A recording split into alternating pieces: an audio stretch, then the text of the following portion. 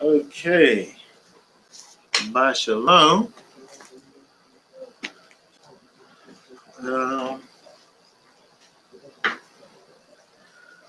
We are going to this week look at a few things here.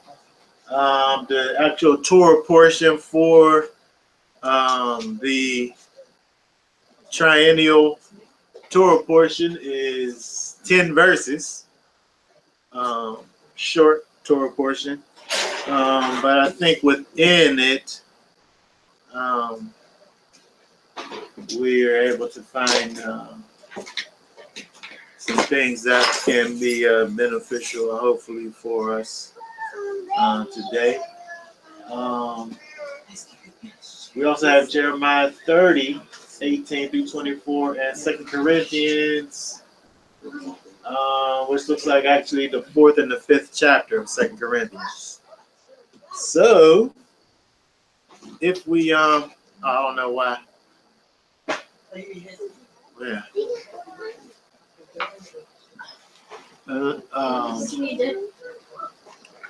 If we can just look at the 10 verses, just read those 10 verses in Exodus 38. Exodus 38. 21 till the end of the chapter. You get started from there. You got them pulled up there? Yep, right there. All right, read them loud. This is the sum of the tabernacle, even the tabernacle of testimony, as it was counted according to the commandments of Moses, for the service of the Levites by the hand of Ithamar, son of Aaron, the priest, and Bezaleel, the son of Uri, the son of Hur, and the tribe of Judah, made all that Yahweh commanded Moses. And with him was Eliab, son of Ahisamach, of the tribe of Dan, and engraver and a cunning workman, and embroider in blue and in purple and in scarlet and in fine linen. All of the gold that was occupied for the work, and all the work of the holy place, even 9 talents, and 700 of the 30 shekels, after the shekel of sanctuary. And the silver of them that were numbered of the congregation was 100 talents. 1,700 talents, 1,700 talents, and 1,700 and threescore and 15 shekels, after the shekels of the sanctuary. A becca for every man, that is half a shekel, after the shekel of sanctuary, for every one that went to be numbered, from 600,000 and 3,550 men.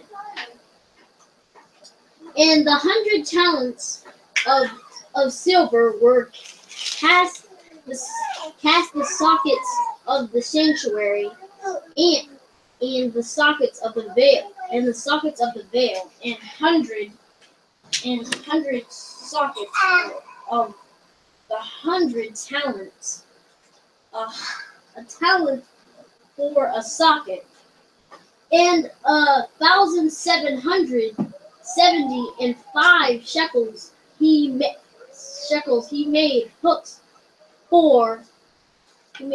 for a socket. He made hooks for the pillars, and overlaid their chapters, and filtered and filleted them.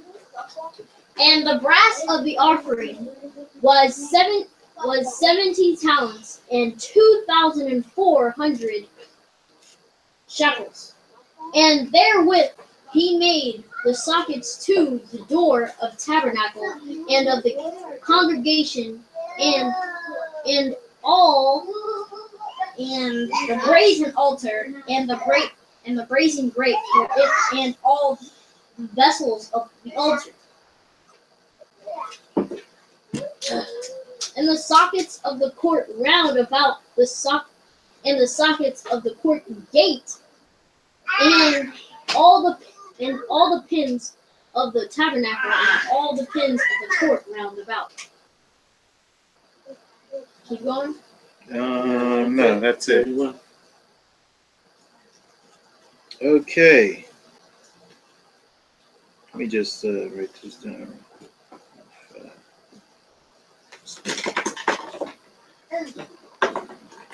Okay, so we see here at this part of the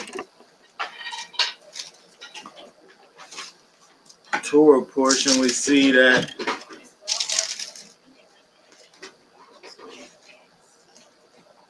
we have this kind of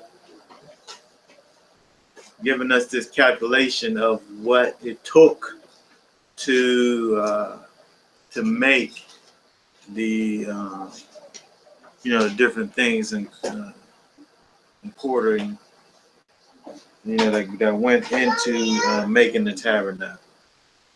They made a reckoning of all the things, as it says at the beginning.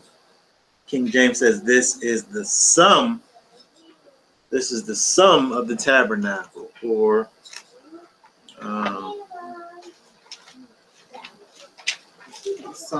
the sum of the tabernacle. Not like the sum of the matter in Lamentations.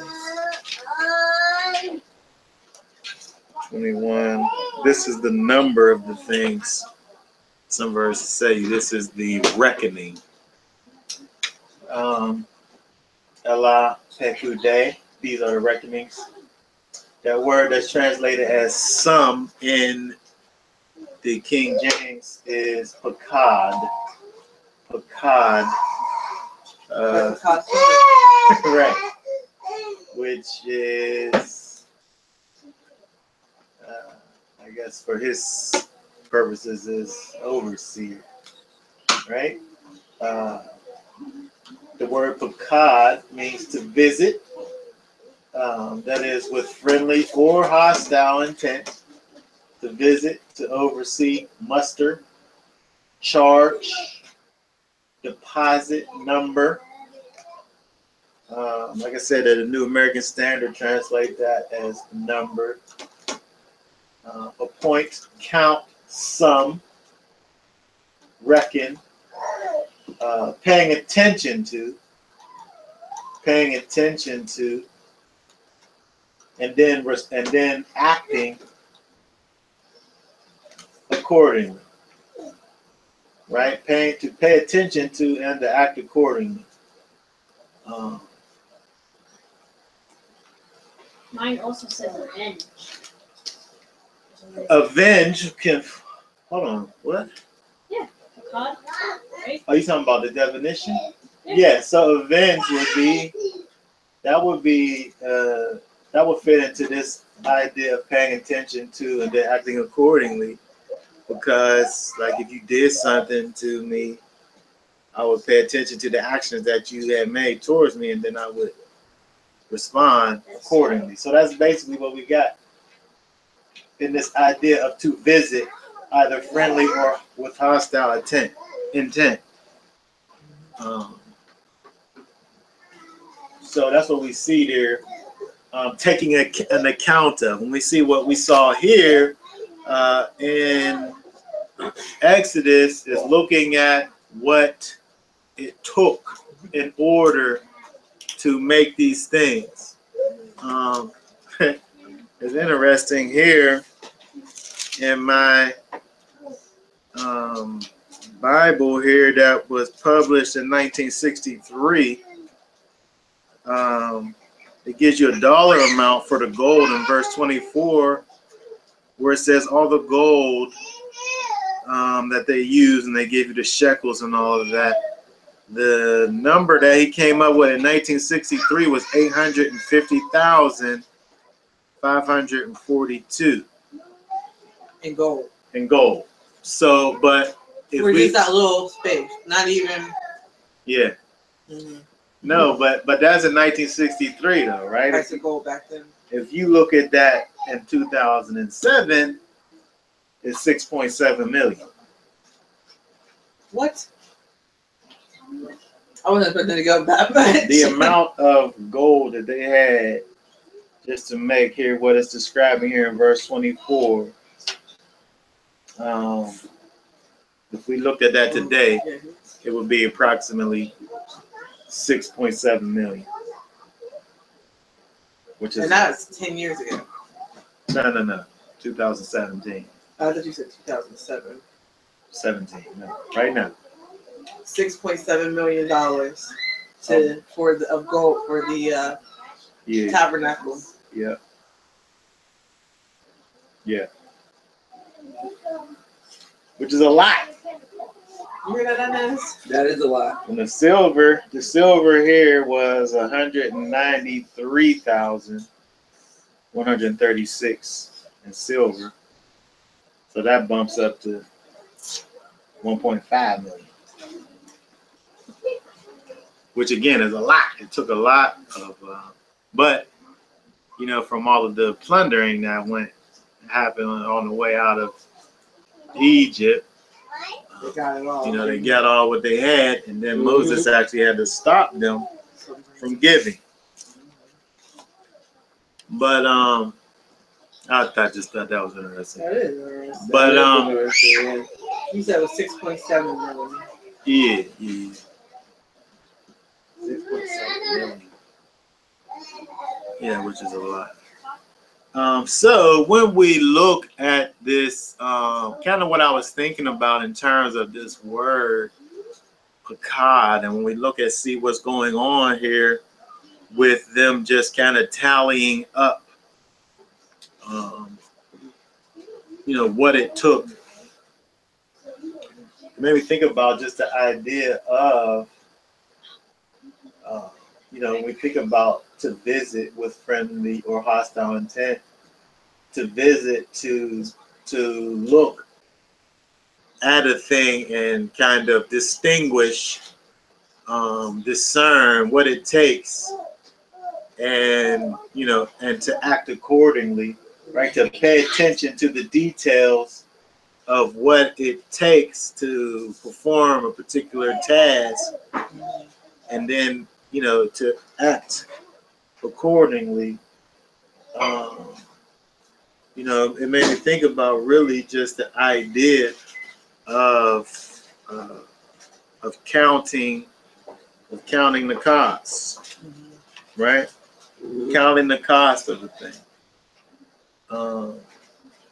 When we look at verses like what Yeshua talks about in Matthew chapter 10,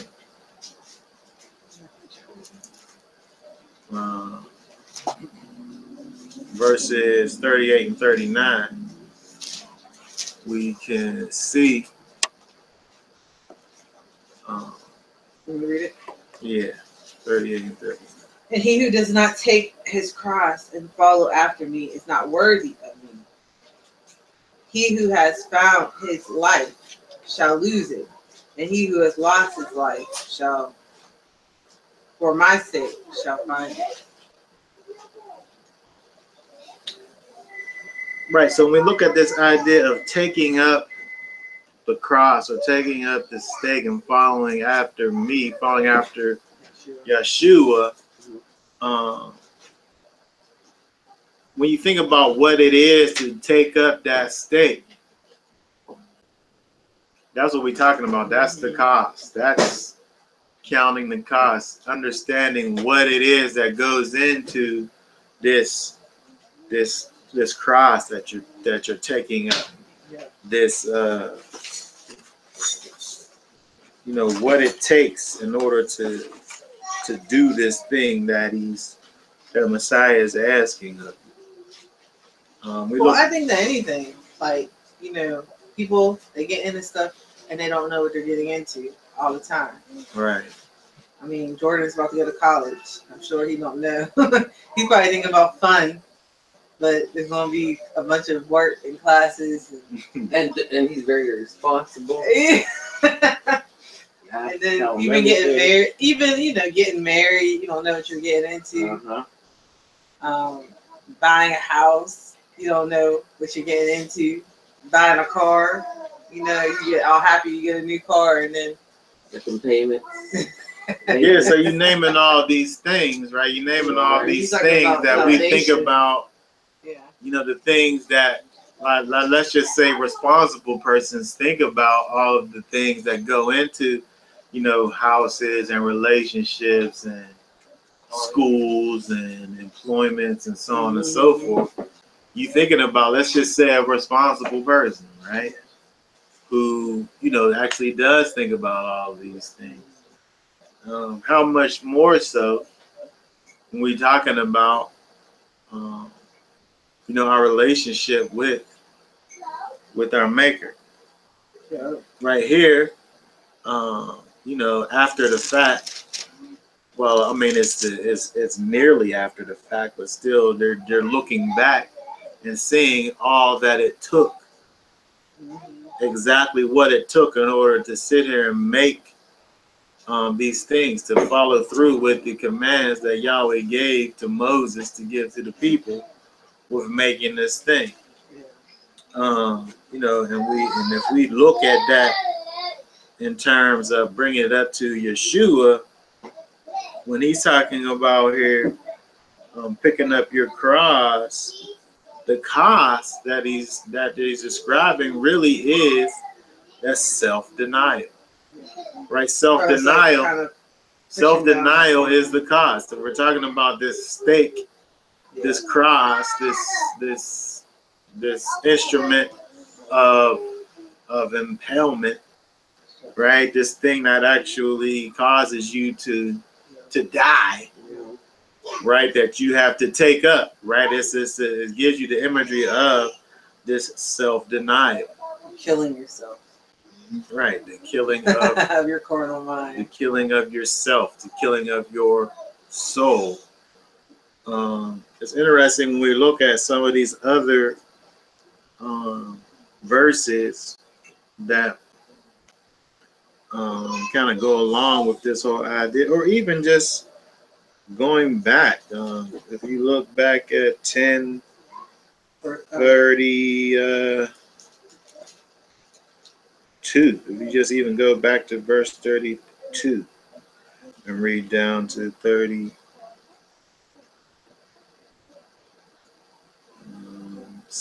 It says, everyone therefore who shall confess me before men, I will also confess him before my Father who is in heaven. But whoever shall deny me before men, I will also deny him before my Father who is in heaven. Do not think that I came to bring peace on the earth. I did not come to bring peace, but a sword.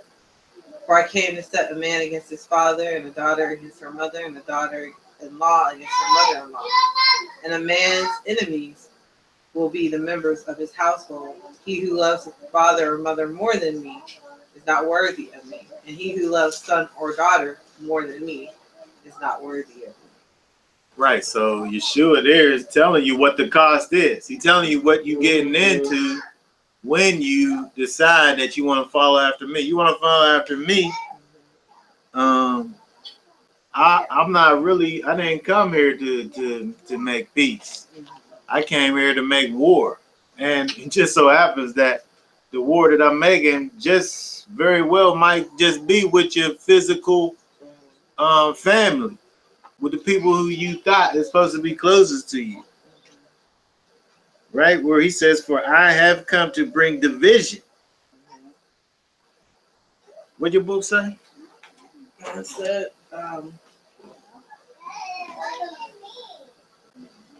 is that verse 35? 35. For I came to set a man against Oh, just to set against, or Set- to bring set division against father, daughter, mother, daughter-in-law, mother-in-law. Man's enemies are those of his own household. That's what the cause is. That's one of the things that what the cause is, right? Because the other thing is that your own soul becomes the enemy of your new self in Yeshua, right? Your own soul, which is your appetites, your personal appetites, the things that you within yourself would potentially want to do, is now set against what the Father would have for you to do. That's interesting that coming to him brings about that division. That is interesting. Before you have him, you don't have a reason to be divided. You're exactly right. Yep. You can just do whatever you want to do and not feel any kind of way about it. That's exactly right. There's so many things, especially in your household. When you're dealing with different situations in your household, it makes you like physically sick.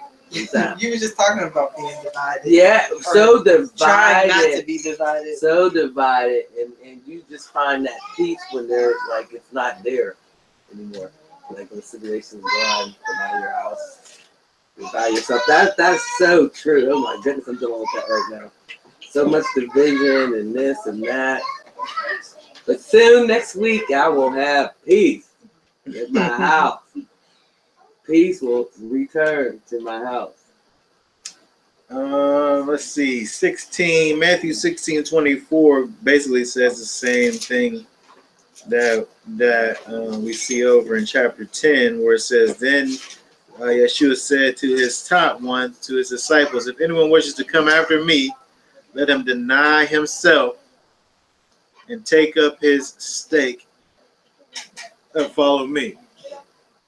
Again, we're talking about this idea of pakad, or taking the sum of a matter. We're talking about actually understanding what it actually means to deny oneself, what it actually costs, what is actually going on.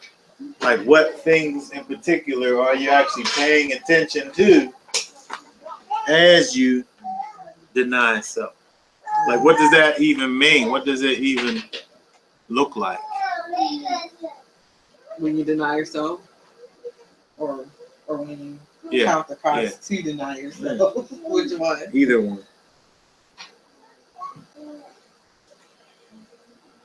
Because this is what Yeshua is asking of his disciples who wish to come after him and follow after him.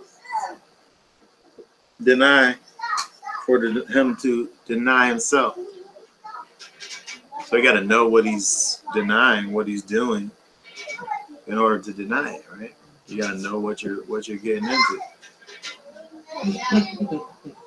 Yeah, because that's so much. There's so much involved in denying yourself. It's a daily thing, and we soon. That's hard. It's hard and it's hard to deny yourself on little things, like just you want to go, like I'm about to go on a cleanse, that's it so much, and I gotta deny myself like sugar.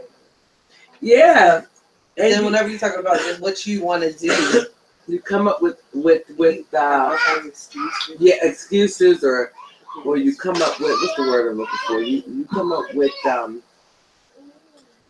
like, well, this, if I can do this, but just not that. Like, you come up with stuff. You make up stuff on your way that you start to believe and live. It's a lot. It's a lot in that verse. But I guess the point is that, this is what Yeshua is asking of those that want to follow after him. Like, that's involved. That's what is involved. That is what is involved in following after Yeshua. It's not just this thing that you do, this kind of this little kind of event that kind of happens when someone kind of what? Oh yeah. It's not this just thing that happens. Like we kind of, it turns into kind of this. It's not based on emotions, right? It's a thing that you literally have to actually, mentally think about what is going into. Because if you don't do that, if you're not doing that, then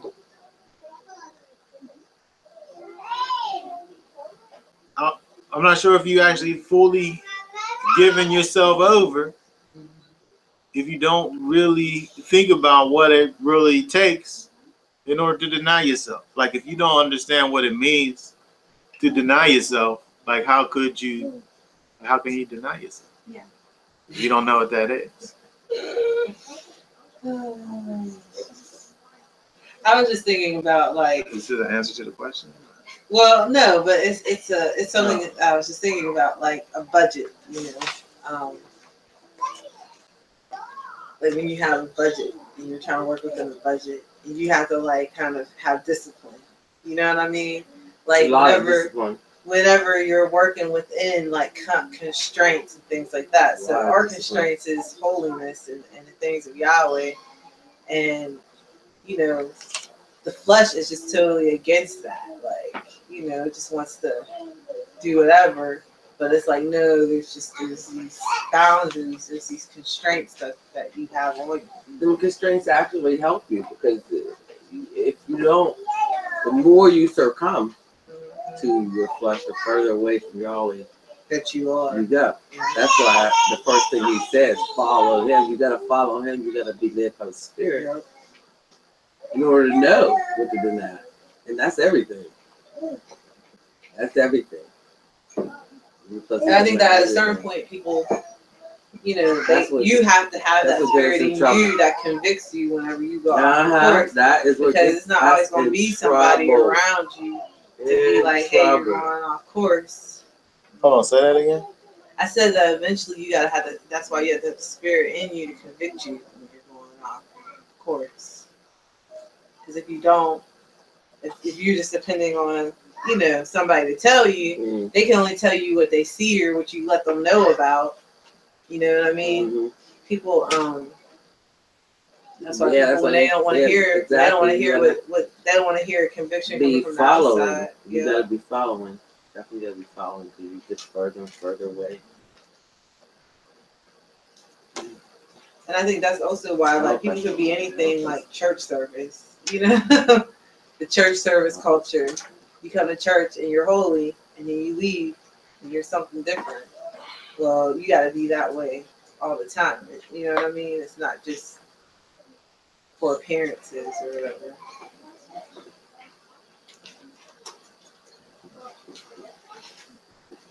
I was talking to some people who, when I was up at the penitentiary, who they kind of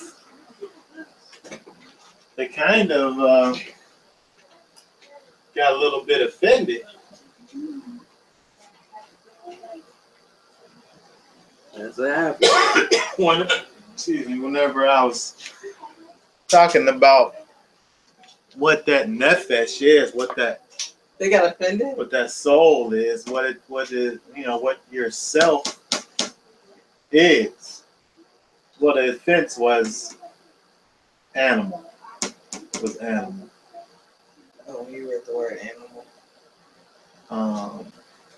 Which sometimes it's too much for them. Which when we looked that up, let me just make sure I'm not making this up.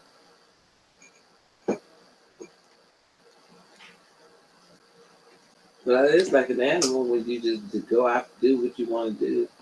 Go after. No restraints. Yeah, no restraints, no self-control. I mean, it's easy to think about. It's easy to think about whenever. That's the first thing people say when you're out of control. Contain yourself. Quit acting like an animal. That's the first thing people say. Quit acting like you're not. No, yeah, it's right there. Breathing creature that is animal, vitality, appetite, beast, all of that. Will is your soul. This is what you. This is the stuff that you have to deny. Your will. Like, we don't want to necessarily think about it in that way, but it's easy to do, especially when you got little ones, right? That really are just some little animals. Right? Because they're not doing things necessarily because it's right or wrong, just because that's what they want to do. It's just about their desires and instinct. You just want to just do a thing and then you do it. There's no thought behind it.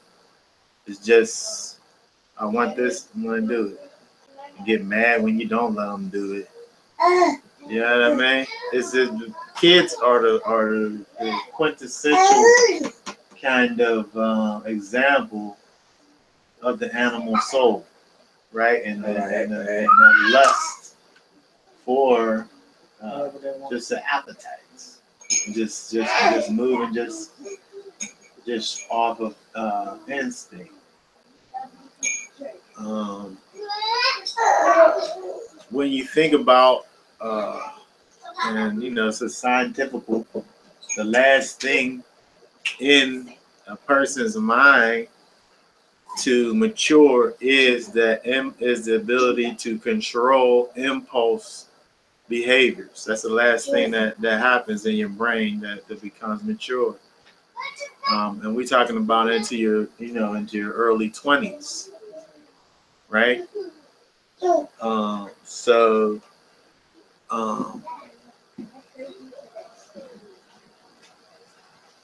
It makes sense when we look back at scripture and it talks about the separation between a boy and a man is 20 years old, right? Because scientifically we know that it takes you to get to at least that and beyond for that little thing inside of you, that limiter that kind of limits your impulse behaviors to mature.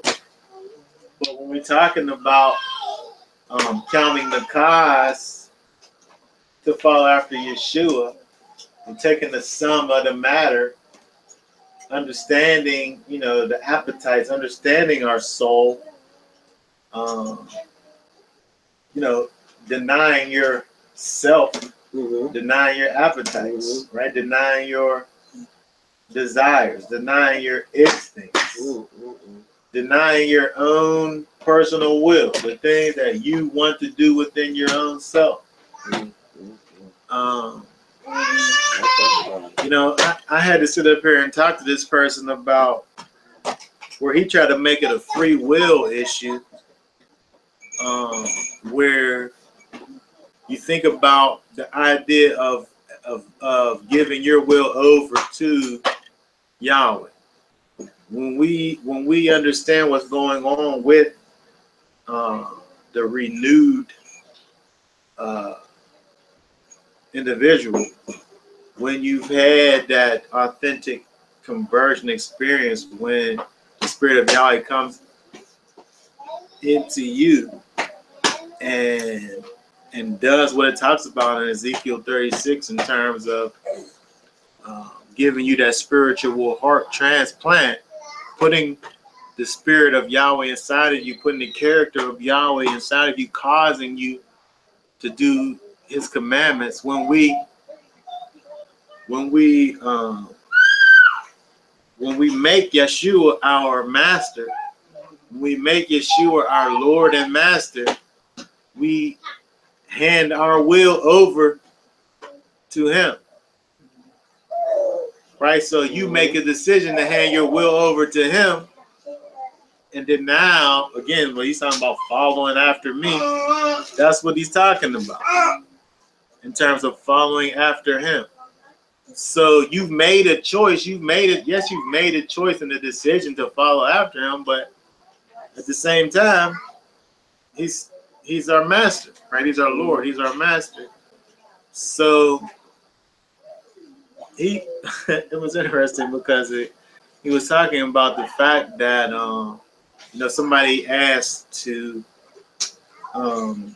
he was asking for the mind of Yeshua. This was an interesting conversation that we had, but it caused us to think about the idea of Yeshua taking control of your mind. But when you think about it, that's really what we want. We want for the will of Yeshua to really take control of our minds and to lead us, as it says, to lead us and guide us in our decisions that we make. It's not causing us to really turn into robots necessarily, but it is us again doing the thing that Yeshua has for us to do, which is to lay down our, what we think is our rights, and follow after our master. I was just thinking about, and you was talking about robots or whatever. It's just being reprogrammed. It's just reprogramming ourselves from being like the children to being disciplined, Yeah. And when we think about the soul, we think about the self.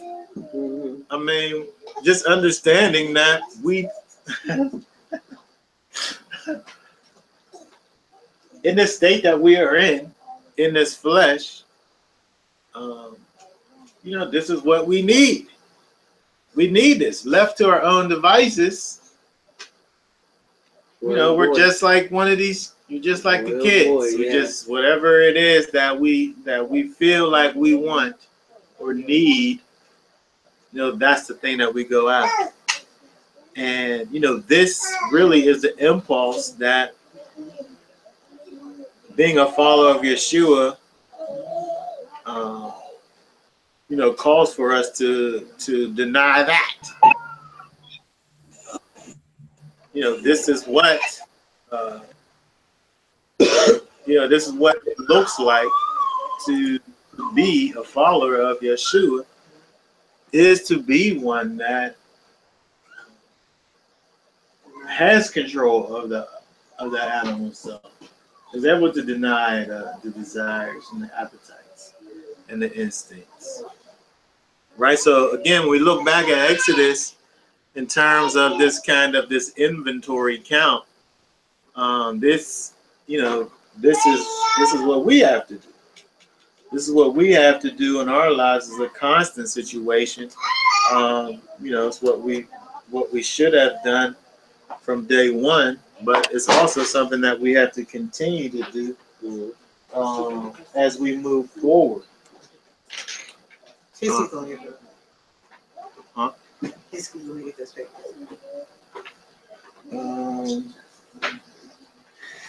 Luke chapter 14. Okay. Luke 14.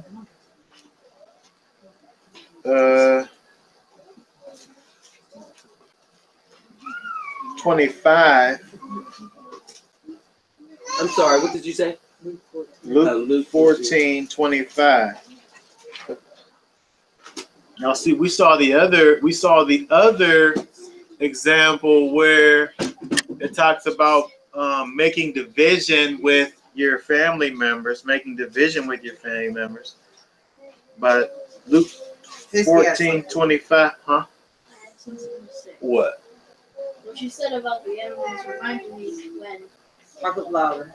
What you said about the animals reminded me when we were going somewhere. I wanted an icy, and Mom didn't have money right then, so she said she'll get it on Thursday. But every day we would go past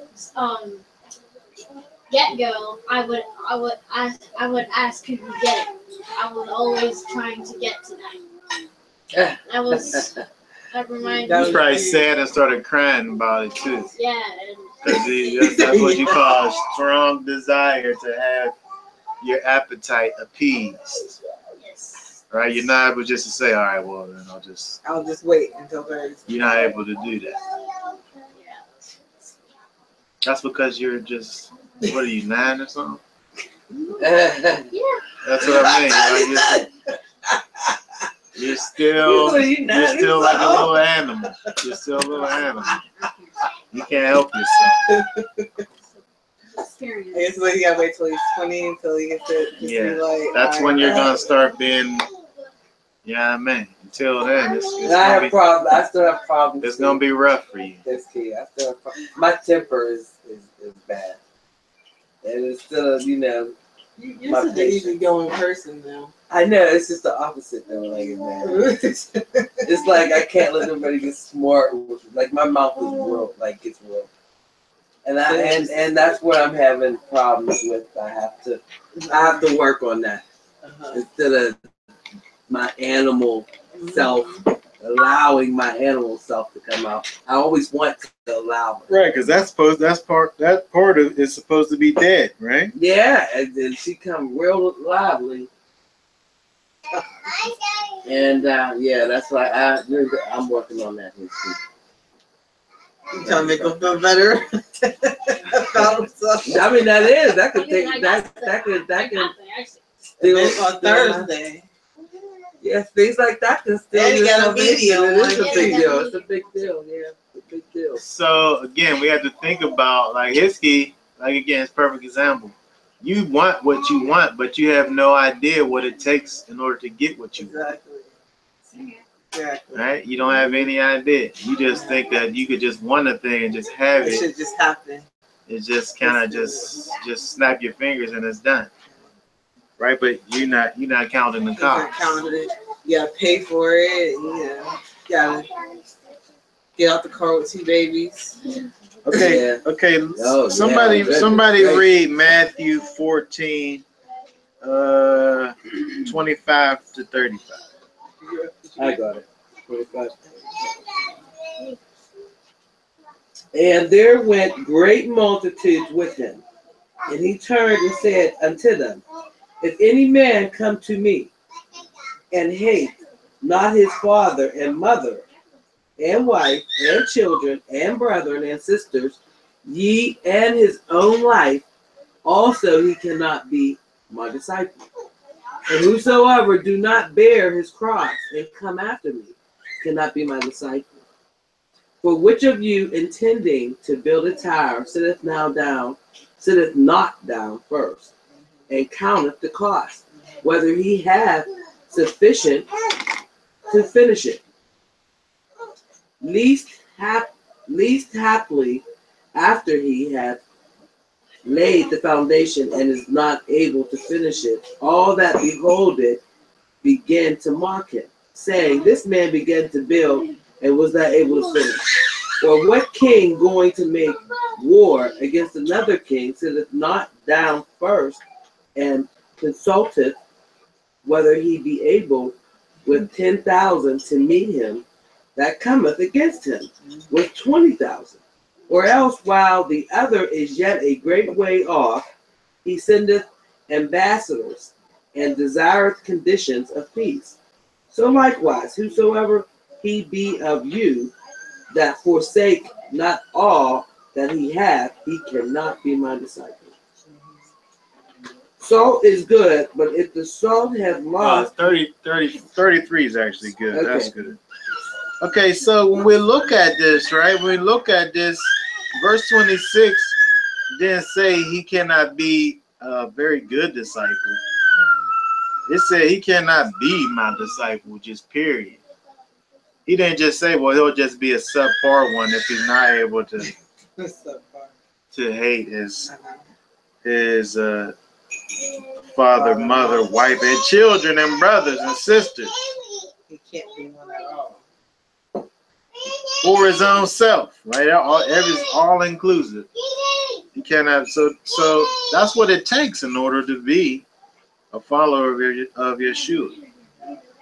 It takes for you, and again, we look at this in terms of the other the other instances of the same situation in terms of being able to put Yeshua on top, being able to put the Most High and what He desires on top.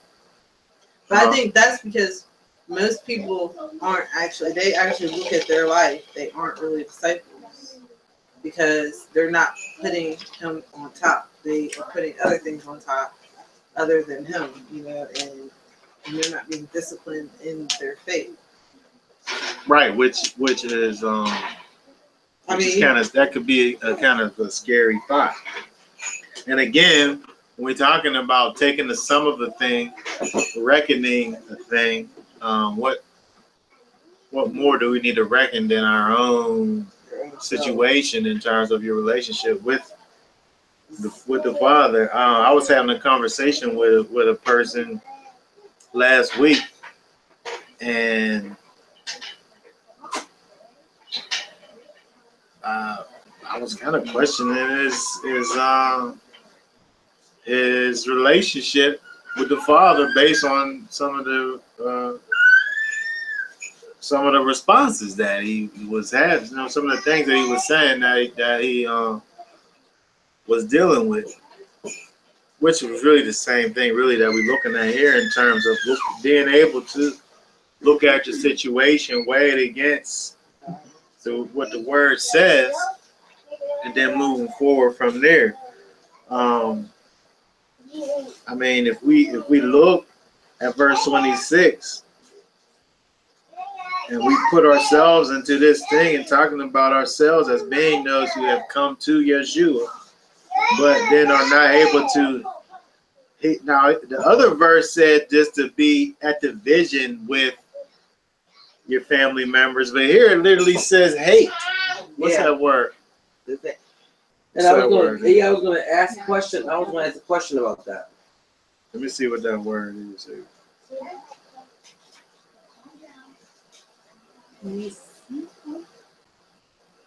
Word. Like literally, what does that mean? Does that mean if your family's in sin, hate them, 14. or if your family's make a mistake or not where you're at, hate them, or like what does that mean? Hate. To hate them. What do they have to do to hate them? Hatred, detest, by extension to love less, hateful. Hatred. Like when do we hate them? When are you supposed to hate them? When you first come into salvation, hate everybody? Or let's break it down. Let's break it down. When do we hate? When do we divide? When do we give up our children or walk away from our when is this? Because people take these verses out of context. But what's the context then? I don't think it's like it's like I'm saved now, so I'm gonna get a divorce today. And I'm not gonna leave my children. Like, I think that's well, I know that's not what he's talking about. But I'm saying, but I know people will take it there. That especially so if many it's not different things people say. I mean, because they'll look at your kids and be like, "Oh, they did that. Oh, well, I wouldn't talk to them ever again." Yeah. So when is the breakdown? When is the breakdown? When do we hate all this? All these people hate. I think it's something to remember too. It's just like there's always a balance to everything. Like, so it isn't going to be like full blown shun them, but it's like, you know, I know who I am and I know what I'm going to do, and I'm not going to compromise what I'm going to do for what you're going to do. So it's like, in a sense, someone could receive that almost as hate when you're not willing to compromise and do the things that they're wanting. Or what you maybe a word you use for condoning a thing. Okay, so first of all, kids, I'm gonna quit condoning because first of all, a few things. And so I said I'm gonna quit. You know, I've been repeating repeatedly for the last couple. First of all, when we look at that word, dealing with my kids, this is what it literally means, right? The word literally means hate, hatred, detest, persecute, loveless. Right? That's what it literally means. That, right? And he's talking about people who you would think that you would love, right? Your father, your mother, your wife, your children, brothers and sisters, and even your own self. So let's just even yeah, it says it right there. Even his own life. Even his own life, yeah. So let's just even start with your own self, right? In regards to what it's dealing with in terms of following Yeshua, when we're talking about denying yourself, or even your own life, your own self or soul, or your nefesh, is dealing with what? It's dealing with your appetites and your desires, right? And your will. And that animal self. I do. So you're putting that down. Right? You detest that. I detest it. Why are you detesting it? Because it's bringing you away from Yeshua. Selfish. Okay, so if we can get that, then just we can putting that on other people. It's harder to do it for your own self than it is for other people. Amen. Right? Amen. So if we're gonna sit up here and allow, that's a whole bunch. We're gonna allow for your mother and your father and your sister and your brother to bring you away from Amen. the Most High.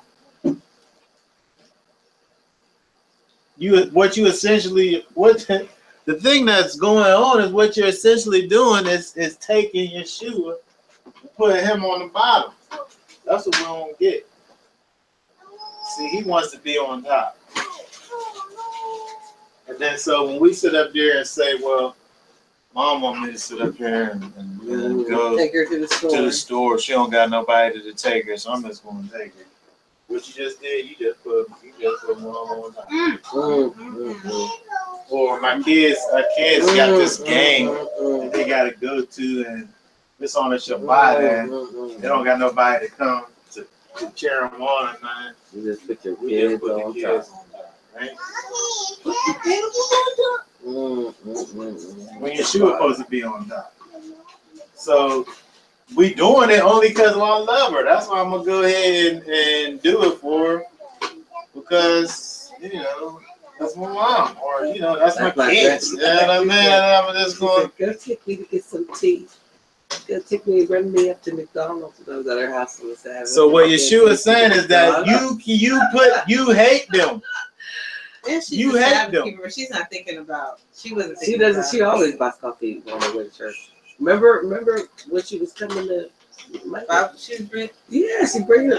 When she was coming. I probably saw her come. When she was coming, when I picked her up, I used to always tell her I can't take you to McDonald's. So that's why we had the tea and the coffee. We started doing that when my grandmother was driving. So this is what we have to be. This is what Yeshua said. Yes, Father. Oh, right? Father. We got to be able to always keep him on top, and when we don't, we not putting Yeshua in his proper place. We putting the mother, brother, father, sister, whatever on top. I have a question. Yeah, go ahead. I feel as if someone may combat that. Not me, but just people and other people. Selah. Yeah, that's what I was saying. They'll say like, well, you can't be saved by your works, right? They'll say something like, well, it's not about, or like, oh, you think you're putting your shoe on top all the time, so you're now being overly righteous. So you're so heavenly. What is it? Heavenly bound that you're no earthly good. Because I don't understand it either. I was just putting it out there. I know, but somebody it's the same. So we deal with people, right? Who try to make excuses because of whatever it is that they're doing.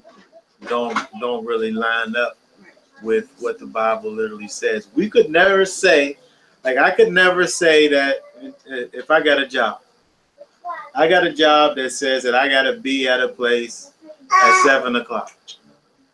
And I can never say, well, my boss, he's a loving boss. So he should be able to understand if I'm 5 minutes late every day. Yeah. He should be able to understand that, right? But that's not how it goes. If you show up 5 minutes late every day, that's a reason for you to be fired. Why? Because there are rules that you follow by being employed at a certain place. Yahweh put forth his law, statutes, and commandments, not so that he could just kind of just make up these rules for people to follow, but what that is his character humanized. When we walk out the commandments, it is an example of us walking in and through the character of Yahweh. If he was to walk around, he will walk around and be that way towards people, right? That's how it would be. So it doesn't make sense. It doesn't make sense for these people to come up with this idea that nothing that you can do can separate me from the love of Yeshua. Well, you just said a Bible verse, kind of. No, but You said there's nothing that will separate, but it's not nothing that you do. no, but that's what them people will They sit just up there and twisted that say. whole verse There's around. nothing that you could do that could separate me from the love of Yeshua. Yeah. Of course there is. Yeah. Of course there's many things that could separate you from the love of Yeshua. There's a myriad of things that will separate you from you. So if I say that I'm a saved individual, and then I just turn into a whoremonger, am I supposed to say, well, there's nothing that I can do that could separate me from? He had no choice but to accept me and receive me. Yeah. And I said the sinner's prayer, I'm saved. There's nothing that I could do. It said, don't matter what I do. I can't earn my salvation. That's the problem. You're not earning your salvation. That's what we don't understand. What when we see these things where it talks about, not being saved by works, but by grace, that really deals with our initial salvation. That deals with what is it that gets us on the right side of our relationship with Yahweh. It's not because we did things that gets us in right standing. It's what Yeshua did. He died for us. He died and became the sacrifice for our sin. That's what got us in right standing. Yeah, the thing that Yeshua did for us, this is the best way I can understand it. Yeshua died for us, and then he clothed us. He clothed us in white garments. And then he also got some of that. You ever see that boot spray? You ever see that boot spray that you spray on your boots and you can pour like Kool-Aid on it and stuff just rolls right off? Oh, it makes it like waterproof. Yeah, he gives us some boot spray to spray all over our clean clothes, our white garments, right? He gives us the power and the ability to be able to keep our garments clean. But that stuff only lasts for so long, that boot spray, right? It don't last forever, right? So you got to keep on applying the boot spray. Right? You got to keep on applying that thing that he gives us to stay in righteousness or in the white garments. When we see what the white garments represents, it represents the righteousness of the saints. I'm just gonna read the verse. What it say? You just said it, but I'm gonna read it. You can't just sit up here and just. I mean, we gotta be able to understand this. It's in chapter 19 of Revelation. Chapter 19 of Revelation, verse 7 and 8 says, "Let us be glad and rejoice and give honor to him, for the marriage of the Lamb is come, and his wife has made herself ready." I mean, now you could talk about that in and of itself, of the wife, the bride of Messiah that has made herself ready. And to her was granted that she should be arrayed in the fine linen, clean and white, for the fine linen is the righteousness of the saints. It's the righteousness. So we talking about His righteousness. the righteousness that we have in Yeshua. He makes us righteous by what he has done. Amen. So we have this thing called imputed righteousness that don't have nothing to do with what we've done. He puts us in a place of righteousness, but then we also walk in that righteousness, which includes us doing righteous things. So we always have to understand this. These people that sit up here and talk about you don't have to do nothing and doesn't make any, it don't make biblical sense. Because you know why? Because people will think, well, I go to church, I pray, I give, I help them. But if their heart ain't in the right place, that ain't the righteousness. No, it's not. The works will get you. You keep doing them until it becomes. You do it in joy. You do it in because your desire is to do it. You know, it's no longer an obedient thing. Well, I mean, even I want to do it. It's your desire. Even just doing things like and it's not work. It's not buying you heaven, but No. you become, like you said, the righteousness of but God. the other thing we have to understand is even just doing things.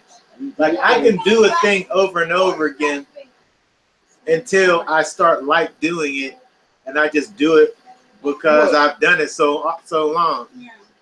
But It's not in terms of what we talking about in terms of righteousness, if I say that I just start doing the commandments of Yahweh and I do them in such a way that it kind of just turns into like second nature to me, but it don't have nothing to do with Yeshua, your heart. then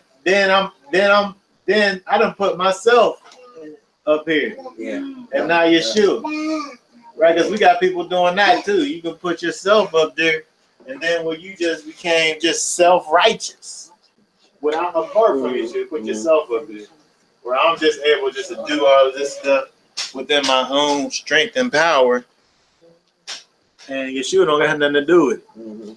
We were just talking about that last Sabbath about doing the commandments and different things in your own nature, in your own self.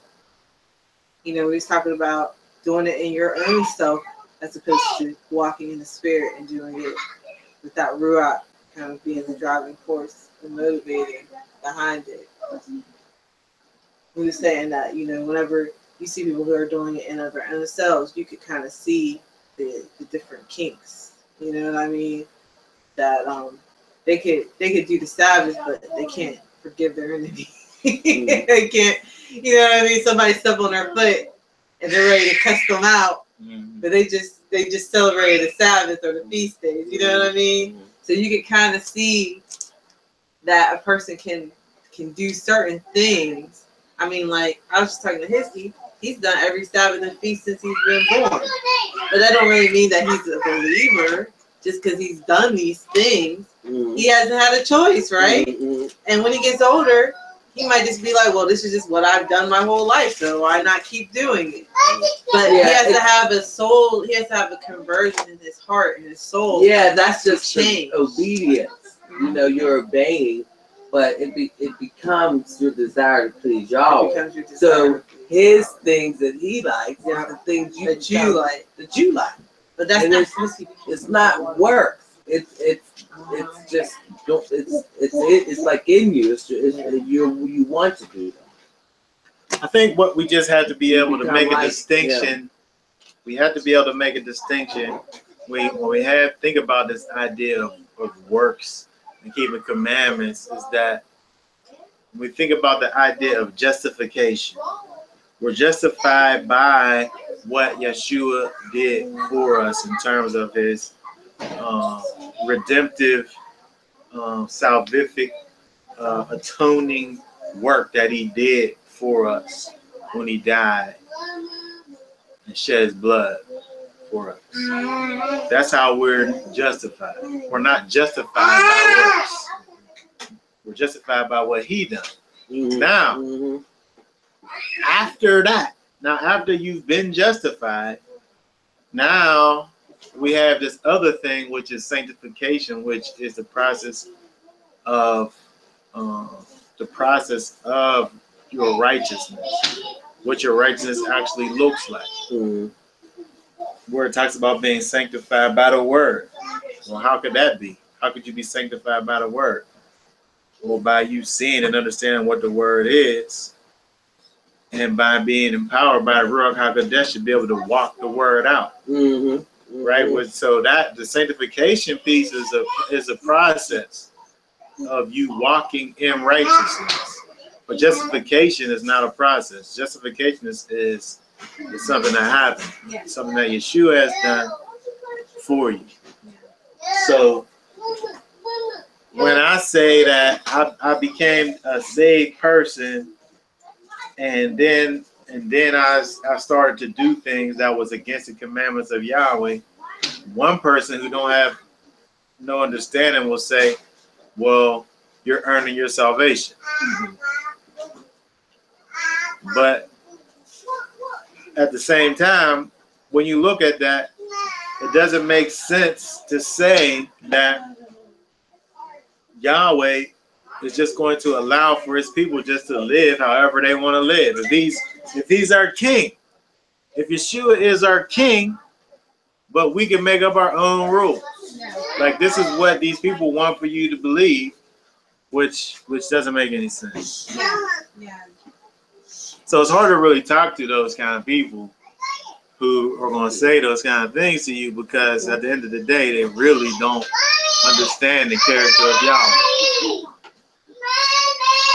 Okay, so let's do this. Let's go over to 2 Corinthians, because we can keep on going with the same kind of thought process a little bit in 2 Corinthians also. 2 Corinthians 4 and 5. We want to look at it.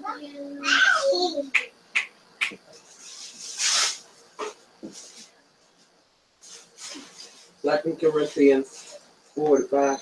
4 and 1 to 5. 1 to 5. Okay. Therefore, you want me to start now? Yeah, just read chapter 4. Therefore, seeing we have this ministry, as we have received mercy, we faint not, but have renounced the hidden things of dishonesty, not walking in craftiness, nor handling the word of Elleh deceitfully, but the manifestation of the truth, commending ourselves to every man's conscience in the sight of Elleh. But if our gospel be hid, it is hid to them that are lost, in whom the God of this world hath blinded the minds of them which believeth not, lest the light of the glorious gospel of Messiah, who is the image of Elohim, should shine unto them. For we preach not ourselves, but Messiah Yeshua, Yahweh, the Lord, and ourselves of servants of Yeshua's sake, for Elohim hath who commanded the light to shine out of darkness, has shined in our hearts, to give the light of the knowledge of the glory of Elohim in the face of Yeshua Messiah. But we have this treasure in earthen vessels, that the excellency of the power may be of Elohim and not of us. We are troubled on every side, yet not distressed. We are perplexed, but not in despair. Persecuted, but not forsaken. Cast down, but not destroyed. Always bearing about in the body of dying of Yahweh Yeshua, that the life also of Yeshua might be made manifest in our body. For we which live are always delivered unto death for Yeshua's sake, that the life also of Yeshua might be made manifest in the mortal flesh. So then death worketh in us, but life in you. We have the same spirit of faith, according as it is written, I believe it, and therefore have I spoken. We also believe and therefore speak, knowing that he which raised up also by Yeshua, and shall present us with you. For all things are for your sake, for your sakes, that the abundant grace might through the thanksgiving of many rebound to the glory of Elleh. For which cause we faint not, but through our outward man perish. Yet the inward man is renewed day by day. For our light affliction, which is but for a moment, worketh for us a far more exceeding and external weight of glory. While we look not at the things which are seen, but at the things which are not seen. For the things which are seen are temporal, but the things which are not seen are eternal. Amen. Okay, so when we look at this, we can see a few things in terms of, go back to verse 1. Therefore, since we have this ministry, as we receive mercy, we do not lose heart. When we're talking about receiving this ministry, it kind of goes along with what it was saying in chapter 3, the end of chapter 3, where it says, verse 15, but to this day when Moshe is being read, a veil lies on their heart.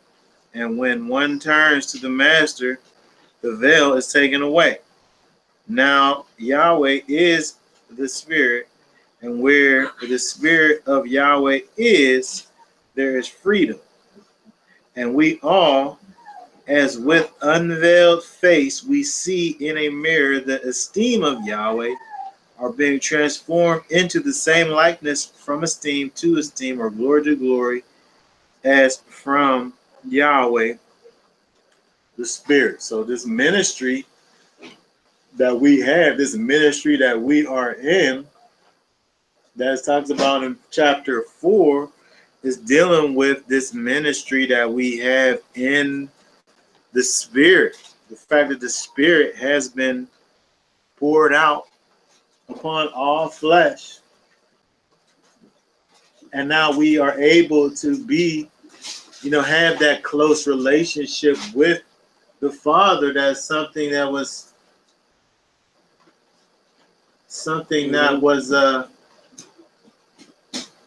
different from those who were looking at, Moses through a veil, right? When Moses went up and dwelt with Yahweh over that time period, when he came back and was all shiny and stuff, his face was shining and the people didn't want to see it. They covered up his face. It's giving you kind of this idea of like a separation between the holiness of the Father, and man, right? There had to be kind of this separation. We see the separation with the veil in the tabernacle, right? There had to be a separation between the people and where the presence of Yahweh dwells. There had to be a separation from the people and the residue of the presence of Yahweh that was on Moses, right? But now, in this thing that we are in now, this new covenant, where we are able to actually dwell in the presence of Yahweh, right now we are in this new thing that's going on. So does that mean that we don't need that veil over Moses, or did we never really need it, but we thought we did? What is that? Well, I'm saying that we did need it because we wasn't willing to. It was necessary. Convert. It was necessary. That was because we wasn't willing to convert. You can look at Moses as a perfect example, where he was able to be that one who had that contrite heart, right? And go before the presence of Yahweh, where he wasn't able to get the unadulterated presence of Yahweh, right? But the part that he did get was way more than what the rest of the people. Like you could look and say Joshua probably would probably been able to be where Moses was. But looking at the people and looking at how that they was and the fact that they died in the wilderness, not because of 10 people who made a decision, but because of their own sins, right? The people that died in the wilderness did die from their own sin. But, it's just a reflection of their heart condition. Right? It was a reflection of their heart condition. Where now the thing that Yeshua has done for us, the thing that Yahweh has done for us through Yeshua, has now given us the ability to be in this place and really be in this unveiled place and to be like unto Moses in regards to being in that relationship with Yahweh. That closeness. Right. Because people act like because the way people act is that like Moses, there was something wrong with Moses for putting that veil on. You know what I mean? Like he was veiling the presence from the people. Well, the people were frightened by it, just like they were frightened by the voice of. I don't know. Maybe you could say that. Maybe he could have just said, "Well, I don't care. Yeah, I don't care. I'm just going to shine on you, regardless." But I think it seems as if the people Moses gave the people what they wanted. They were afraid of the presence, so he wasn't going to just kind of. He wasn't going to. He was going to force it. Yeah, he wasn't. Which he don't force us to be in relationship with him. Yeshua don't force us to accept the thing that he done for us, which is it's all basically the same kind of a situation, right? So they looked at it. It talks about they looked at when they heard the word read, right? They heard it with a veil, through the veil, which was so now in Yeshua we're able to look back and actually even see Yeshua in all of that because of this new thing that's going on and being transformed into the likeness of Messiah. So in chapter 4, looking at verse 2, but have renounced the secret ways of shame. But we have renounced the hidden things because of shame.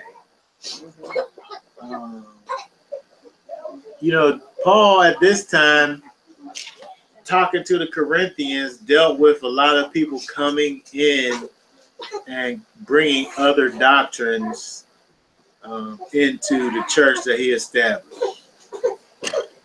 When we look at the situation that we are in now today, it's more of the same, but I guess it's the result. It's a result really of that where you have these people walking. He's talking about not walking in craftiness or adulterating the word of Elohim. But we're in a time and a place where the thing that we're getting that's being packaged as the word of Elohim is this thing that is really like craftiness and the adulterating of the word of Elohim. They've taken this the word and change it so much as a where, well, when I physically look at it and read it, I come up with something different from what, you know, what mainstream Christianity is going to tell me. Where I can have these doctrines where Yeshua, where the Son of God really came to do away with the law, even though I can read where it says, where I didn't come to do that. He literally said those words. Yeah. I did not come If to you got a red letter Bible, it literally destroy. says that. But everything that you want to sit up here and try to teach me about is telling me that he done away with the law. Yeah. That's some craftiness right there. Yeah. And that's some adulterating of the word. But that's what we're dealing with. Paul's saying we renounce the things, those secret things hidden because of shame. Those things are shameful. Those things, because they cause us really to have, you know, these two separate books. As a word, the so-called New Testament, the so-called New Testament is you know, something completely different and don't have anything to do with the Old Testament. When in all actuality, one really builds off of the other. So we look at what Paul's sitting up here doing. Paul is not only renouncing these things, but he's you know, admonishing these people who he's sending this letter to also do that thing, to renouncing these hidden things and not to walk in this craftiness. And when you look at some of these commentaries, they really are connecting these things he's talking about with pagan practices coming into the churches. Which when we look at what we see with, again, with you know, modern day Christianity is just full of all these pagan practices. The same thing that Paul is sitting up here talking about, renouncing and detesting and going away. Should we give up trying to get rid of, you know, helping people get rid of their No. It's not saying anything like that. I mean, it's saying renounce it. It's not detest. I'm saying that things. Paul was Go away able from to do it, so are we able to? Well, I'm saying that we can't say that everything stemmed from the people here in Corinth. But what we can say is the actual thing that he was dealing with. We now in 2017 are dealing with the result of that same kind of a thing. Yeah.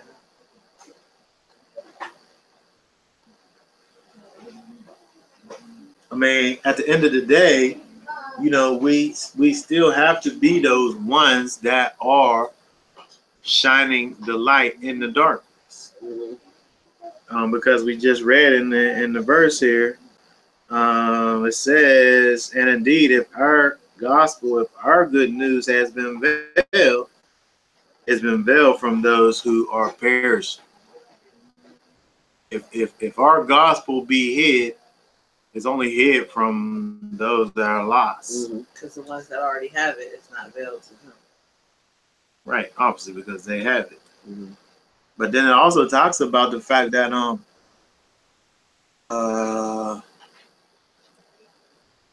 verse 4, in whom, dealing with the lost, in whom the God of this world has blinded their minds.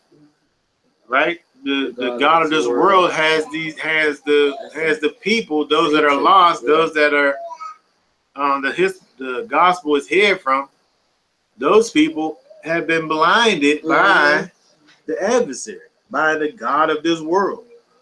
Right? They've been placed in darkness.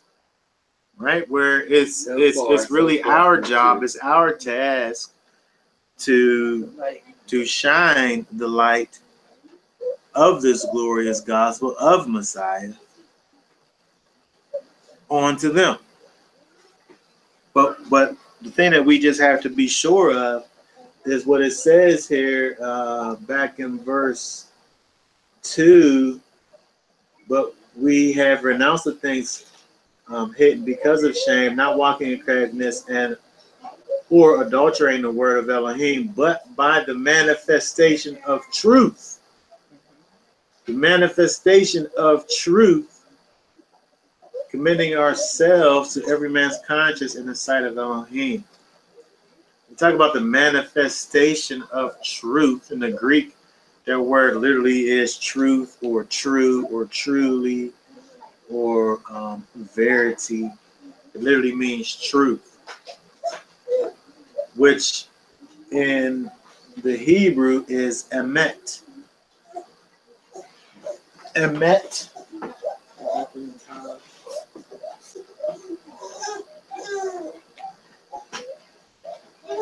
The Hebrew, that word truth is emet.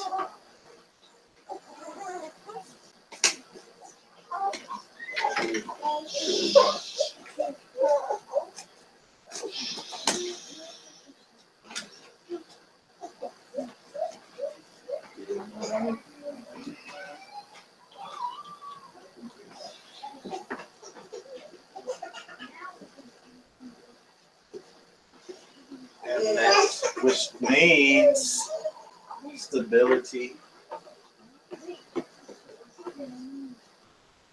Stability. Truth means stability. It means certainty. Certainty. Kind of reminds me of like a rock, Certainty. not something that could be easily moved. Yeah, that's a good kind of thing. It's a contraction of Aman, which is, so this is a form of this, and that is a form of Aman, which really gives you the same kind of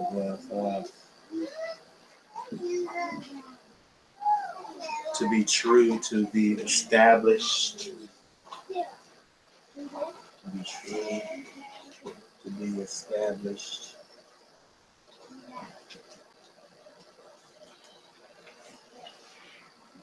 Steadfast.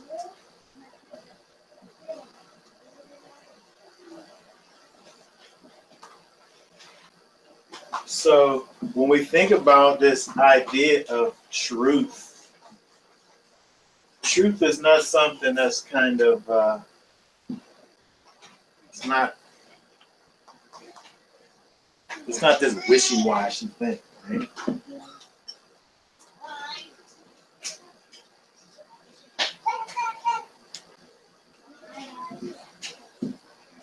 It's this thing that's solid. It's this thing that's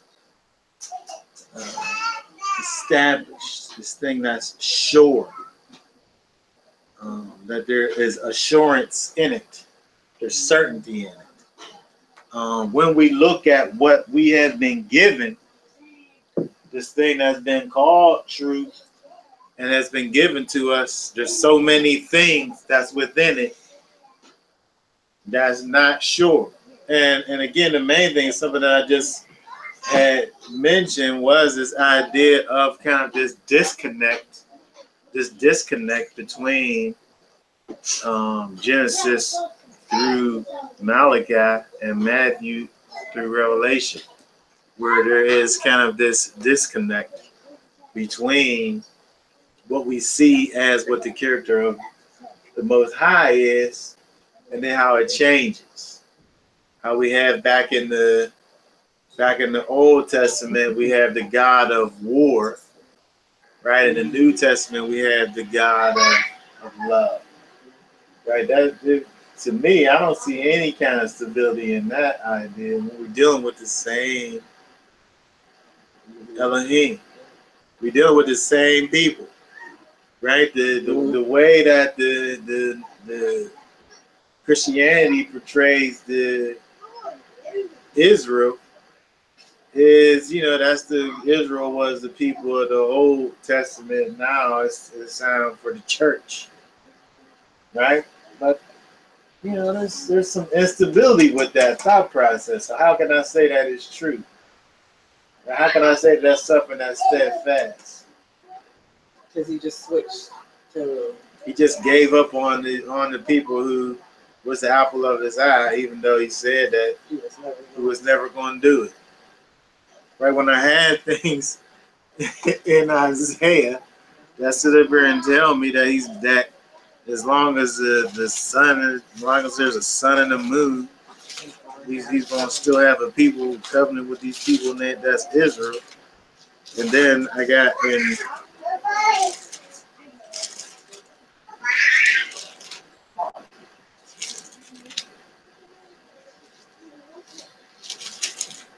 where it says in let's see, Isaiah 66, where it says for verse 22, for as the new heavens and the new earth, which I will make, shall remain before me, says Yahweh, so shall your seed and your name remain. Talking about Israel. And it shall come to pass that from one new moon to another, and from one Sabbath to another, shall all flesh come to worship before me, says Yahweh, and they shall go forth and look upon the carcasses of the men that have transgressed against me. For their worm shall not die, neither shall their fire be quenched, and they shall be an abhorring unto all flesh. So he's talking about there being Sabbaths, and they're talking about being new moons, and talking about there being the seed of Israel remaining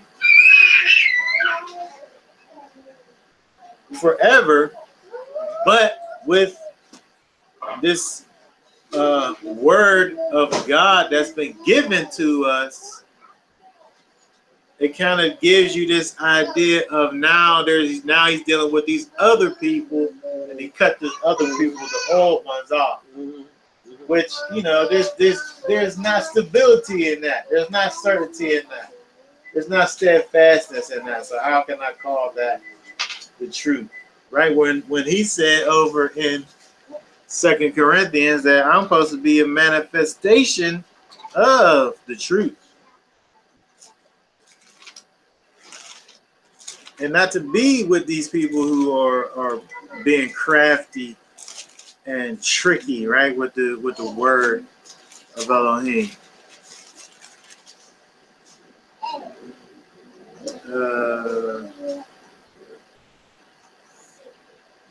Hidden things of dishonesty, not working in craftiness, and handling the word of Elohim deceitfully.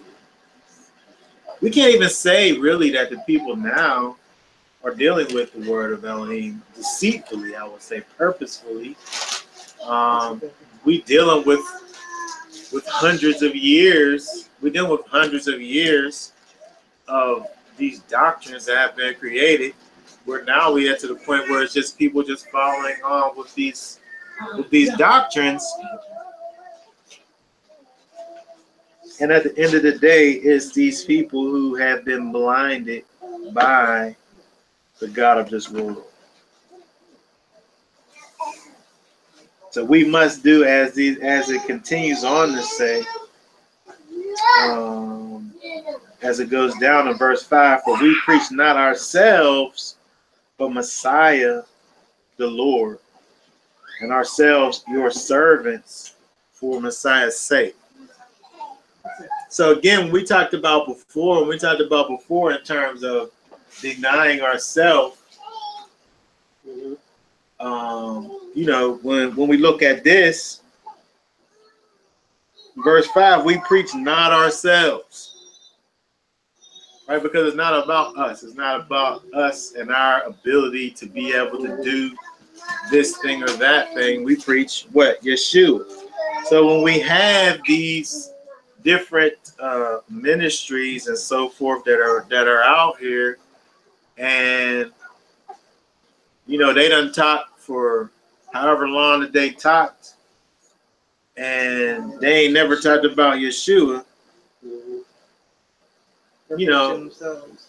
what they talking about? Not about themselves. They're talking about themselves, or they must be, right? The flesh, at the very least. Right? When we get into these people who get into all this carnality and all this thing, and that's the thing that's spoken of the most. You know what I'm saying? Who you are. Yeah. Or just even carnality. Or just even that's you preaching yourself. You know? Or even what do you say? Or even just not talking about getting yourself saved, but just doing stuff. You know? Right, that's preaching yourself. If you want to sit up here and all I'm gonna do is sit up here and talk to you about all of these things that you need to be doing, then that's me preaching myself. That's preaching. I'm better than you because I'm doing these things. Or I'm saying what it is just preaching carnality, right? Preaching this soulish doctrine that's dealing with you and what you're able to do. Where Paul here is saying we preach Messiah Yeshua. For Elohim, who commanded the light to shine out of darkness, have shined in our hearts to give the light of the knowledge of the glory of Elohim in the face of Messiah Yeshua. The light that is talking about shining is none other than Yeshua. And it's not about who your daddy is. Right? Because that's just me giving you some information about something. But without Yeshua, even that is not light. Right? It only goes so far for me to be able to sit up here and say who you may think who you are ancestrally. Right? But that can't never change your heart. That can't never change who you are on the inside. The only thing that can do that is the light of the knowledge of the glory of Elohim, which is Yeshua.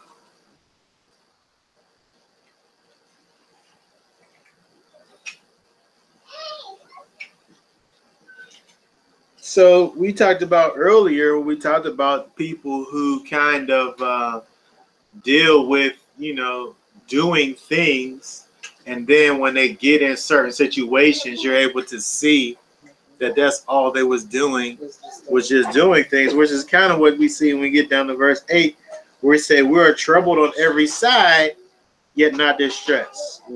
So even though you may have all of these troubles coming against you, right, it's not really breaking you. Right? You're just able to go through it. Why? Not because you're just some strong person, but because you have the Most High dwelling on the inside of you. Right? You have that true light. Right? We are perplexed, but not in despair. We can have all these things where you just don't even know what to do. You don't even know. You're just totally perplexed. You just don't even know what to do. But you're not in despair, because you know at the end of the day that Yeshua is on your side.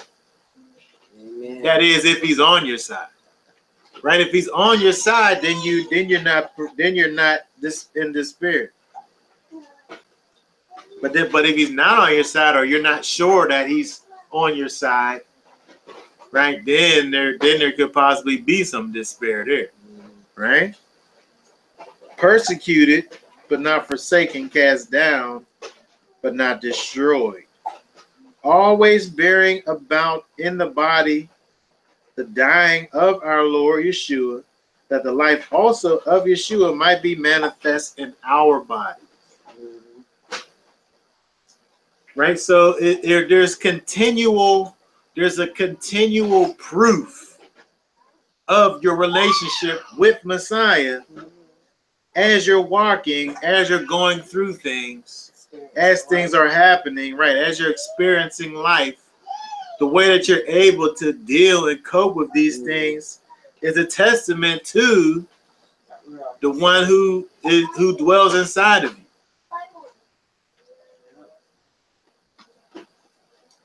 For we which live are always delivered unto death for Yeshua's sake. It's going to always be these things that's coming against us forever. Like this is the life that we live. It's always going to be these things. All the time. But we that are in Messiah are able to get through these things because of the fact that we are indeed in Messiah, right? For we which live are always delivered unto death for Yeshua's sake, that the life also of Yeshua might be made manifest in our mortal bodies. So then death works in us, but life in you. So, again, when we look at the sum of the matter, we look at, doing a kind of invoice of our spiritual life.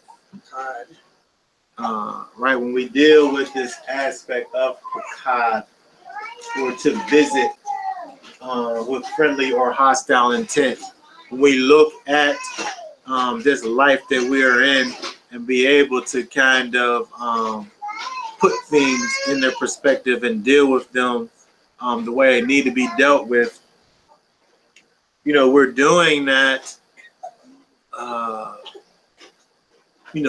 through the power of Yeshua that lives and dwells on the inside of us, that gives us the ability to be able to walk and do and,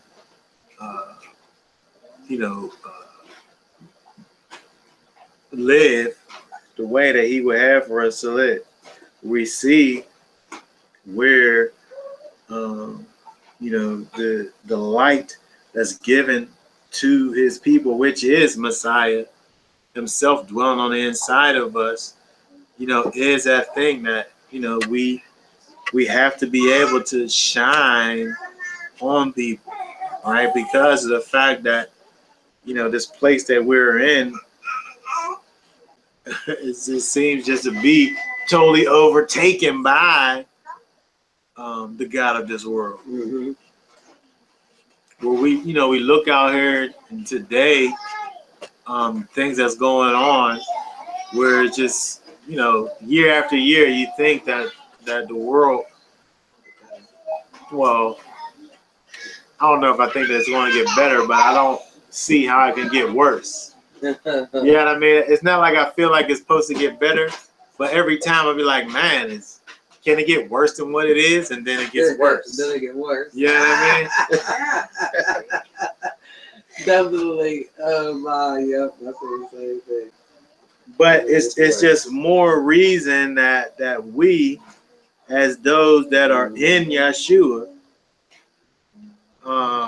first of all, have to remain in Yeshua. We have to remain in Yeshua because we have more kind of things coming against us.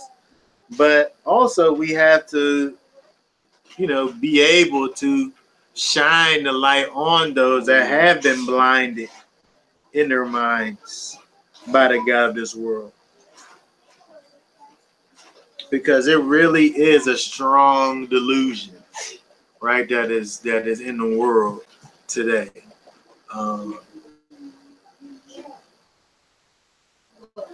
Which can only be overcome by Yeshua.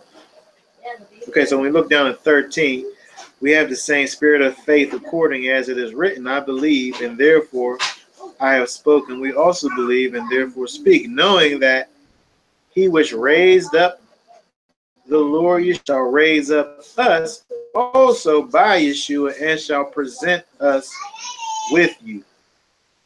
Again, Paul dealing with these people in Corinth is really giving, expressing this idea of hope. Right? Knowing if we gonna sit up here and understand that Yeshua, yes, was indeed raised from the dead, right? When we believe in this, right, we should also believe that we also too will be raised up as he was.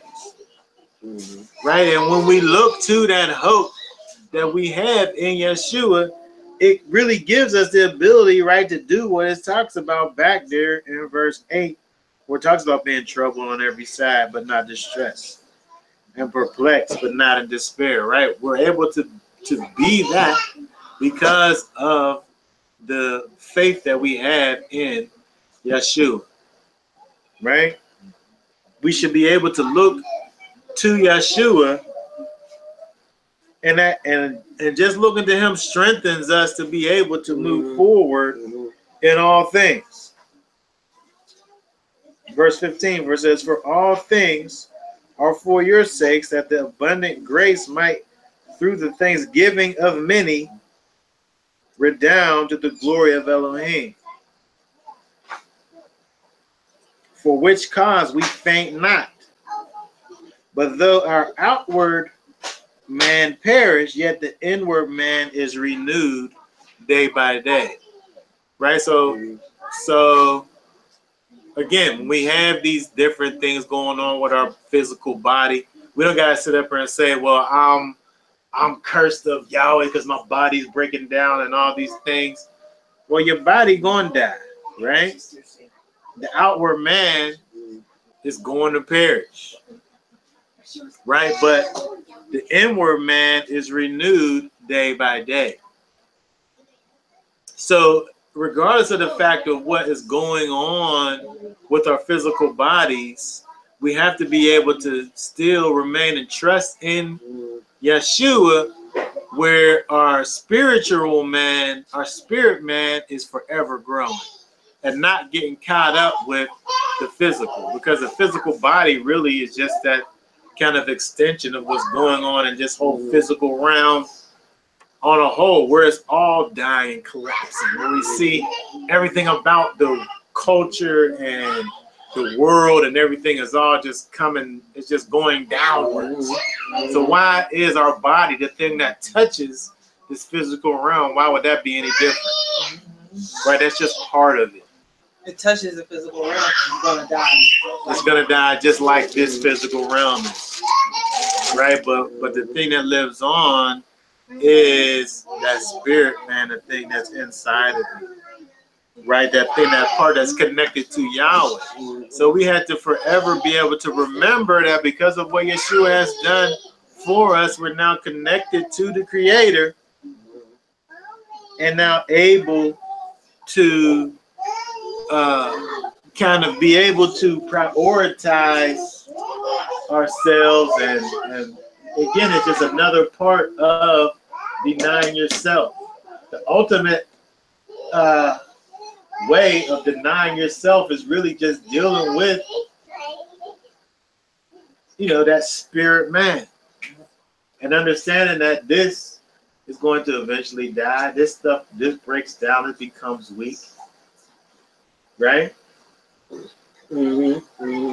So we had to be able to stop treating this thing like it's so mighty, right, and like undefeatable, and forever putting this thing that's dying every day on top of the one that made it.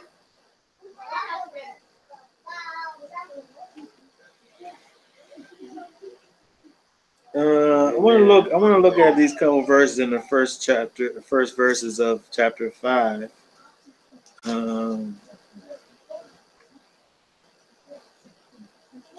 Read 1 through 3. 5, 1 through 3.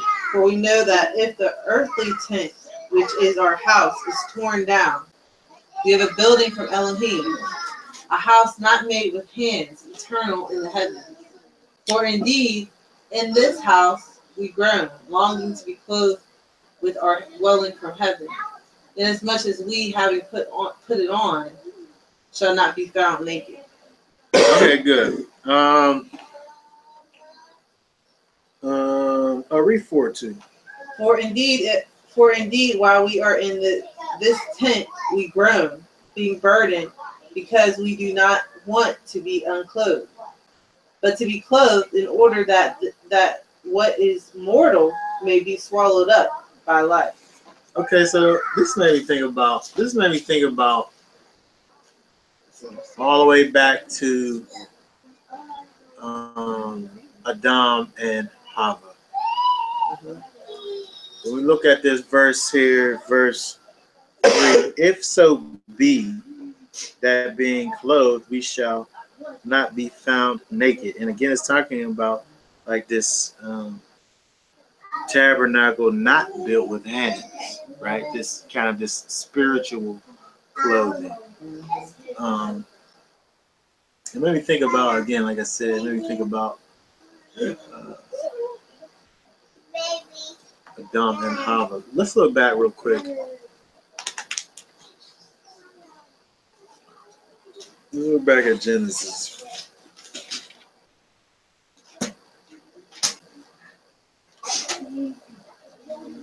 Genesis chapter 2:25 says, and the man and his wife were both naked and were not ashamed.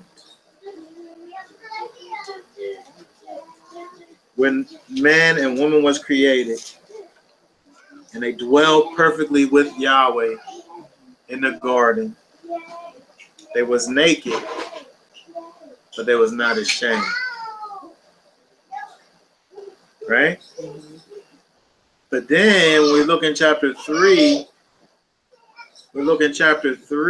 after the transgression, in verse 7, where it says, and their eyes of them both were open, and they knew they were naked, and they sewed fig leaves together and made themselves coverings. They was already naked before him, verse 25 of chapter 2, but they wasn't ashamed. There wasn't no shame. There wasn't no guilt or regret attached to, their being, right? They didn't have any shame or guilt or regret that was attached to their situation. But the only thing that was different was the fact that now, after they've transgressed, after they sinned, they were still naked, but now they felt like they need to cover up. Right now that there's guilt, now there's shame and things connected to it. But when you look at that, they go from a place from chapter 2, when they had that perfect kind of connection with the Father, that perfect kind of communion that they had with the Father when they was walking in that obedience with Father and oneness with the Father, till chapter 3, when they transgressed, where now there was a separation. Right, there was a separation. Verse 8 of chapter 3, where it says, they heard the sound of Yahweh Elohim walking in the garden in the cool of the day, and the man and his wife hid themselves from the presence of Yahweh among the trees in the garden. There was separation, right? There was separation from Yahweh.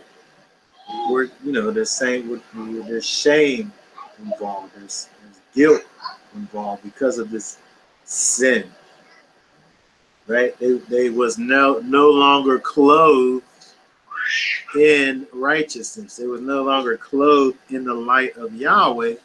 They was left naked, right? They was separated from life. They was separated from the one who gave life. They were separated from Yahweh, and they was naked, right? So then we think back to over in 2 Corinthians, where it's talking about this idea of this tabernacle not made with hands, right? putting that on and not being found naked. When it's talking about not being found naked, that's talking about not being able to put on this tabernacle not made with hands, not being able to put on this spiritual body that is being prepared for you, right? Which at the end of the day, really just dealing with a separation from the Most High, right? So it's talking about this not being found naked is dealing with not being found in this place of separation from Yahweh, the separation from the Spirit, right? And separation from the source of life. I never saw that connection back to Adam and Eve. All the way back to Adam and Eve. And when we think about it, really, this whole thing that we're in really is just to get us back to the garden. Everything that we see after Genesis chapter 3 is all the work that is done in order to get us back to that garden experience, that experience of dwelling with the Most High, having that intimate relationship where there's nothing that separates us, right? So we got to get back to that, and when we look at the fact that this Spirit that He's given us really is bringing us back to that place, right? That's the whole point of it. The whole point of the Spirit in us is to bring us back to that place of oneness with the Father, walking in righteousness. Verse 5 says, "Now He that hath wrought us for the selfsame thing is Elohim, who also hath given unto us the earnest of the Spirit." He's given us this down payment of the Spirit inside of us, right? To grow and to be paid off at the end of the day, right? This earnest, this down payment of the Spirit. Therefore, because of the fact that we got this Spirit that's been placed on the inside of us, that brings us back to the Father, that brings us back in the right relationship, this thing that ensures that we are found clothed and not naked, right? Therefore, we are always confident, knowing that whilst we are at home in the body, we are absent from the Lord. For we walk by faith, not by sight. For we are confident, I say, and willing rather to be absent from the body and to be present. This made me think about the fact that people sometimes talking about absent from the body, present with the Lord. You die, you automatically go back to the. I don't know that it's saying that necessarily.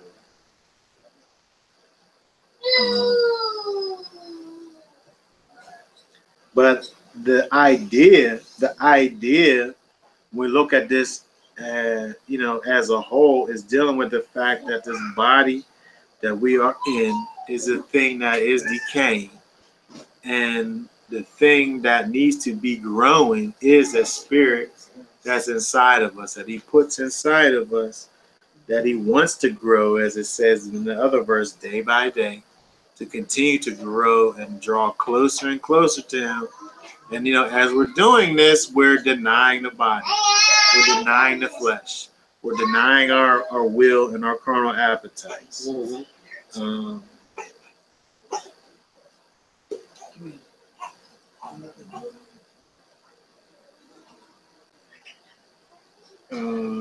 Keep on going, verse 9. "Wherefore we labor that whether present or absent, we may be accepted of Him. For we must all appear before the judgment seat of Messiah, that everyone may receive the things done in his body according to that he hath done, whether it be good or bad." So we have to deal with the fact that, Yeshua is going to judge mankind, right? So we got to deal with the fact that it says right there that he's going to judge, the things that we've done. So when we got these people that say, well, you don't have to do this or you don't have to do that, I don't know that, because I've never seen where Yahweh changed his standard. Right? He never changed his standard. He just gave us the ability to do this.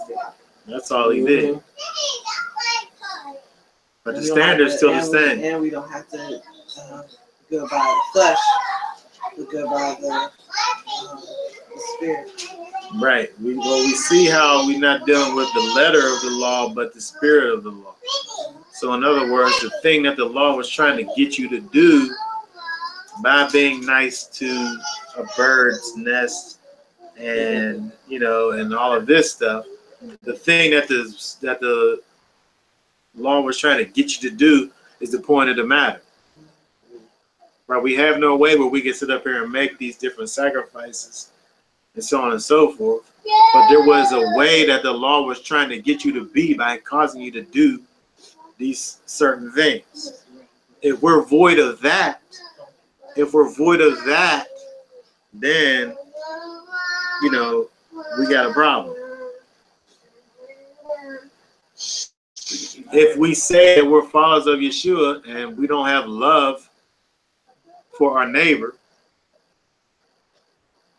which the commandments was trying to get me to manifest by doing them, and I say that I'm a follower of Yeshua, but everything I got to say got to do with hate. These things are going to be judged. Yeah. Right?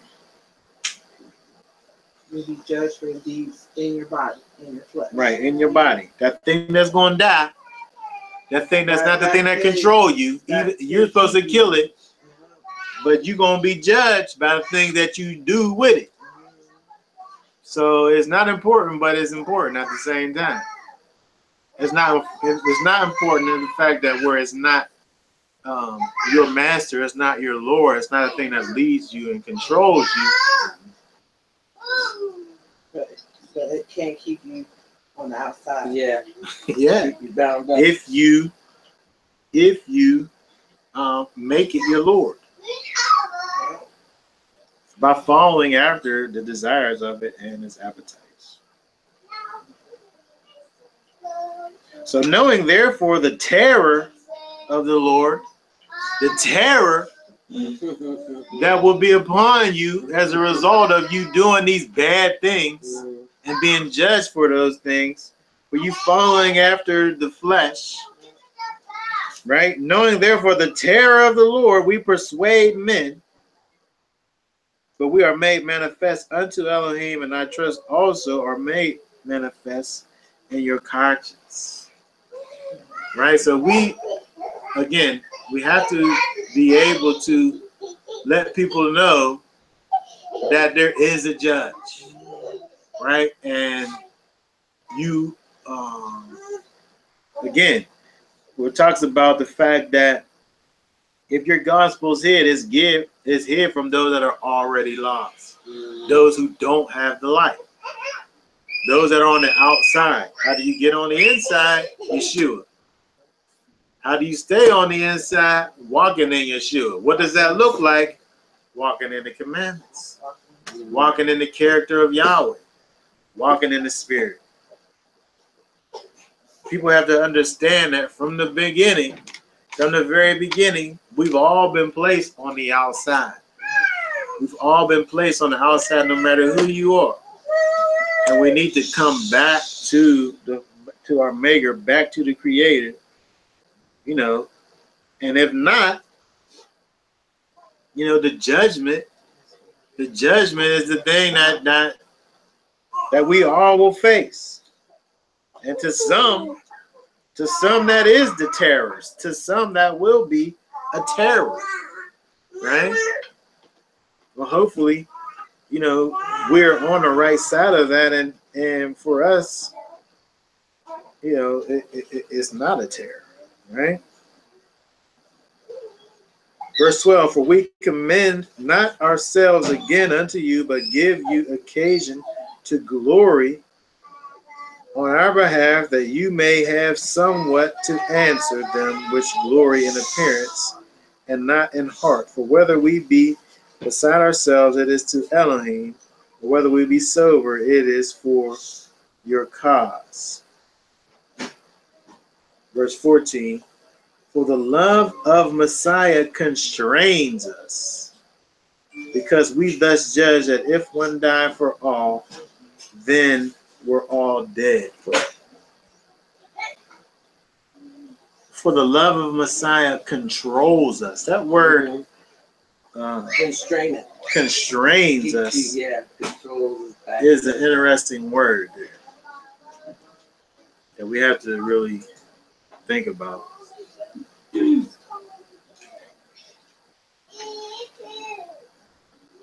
Second To Corinthians. hold together, to compress. Compress? Yeah, to compress. Constrain, hold, keep in, press, stop, to be in a straighten, throng. That's interesting. So when you think about the love of Messiah constraining us or controlling us or holding us together, what does that look like? That doesn't, it's not like a passive thing that's not doing that. That's not, you know what I mean? It's an aggressive thing. It's something that's happening, something that's being done to you, something that's causing you to do something, which is the exact thing that the new covenant talks about in terms of the Spirit taking away the stony heart, replacing with a heart of flesh, and causing you to do the commandments. The love of Messiah in you is the Spirit of Yahweh in you. The love of Messiah constrains us or holds you together. What is that talking about? That's talking about you walking in the Spirit on the strength of the Spirit that's in you.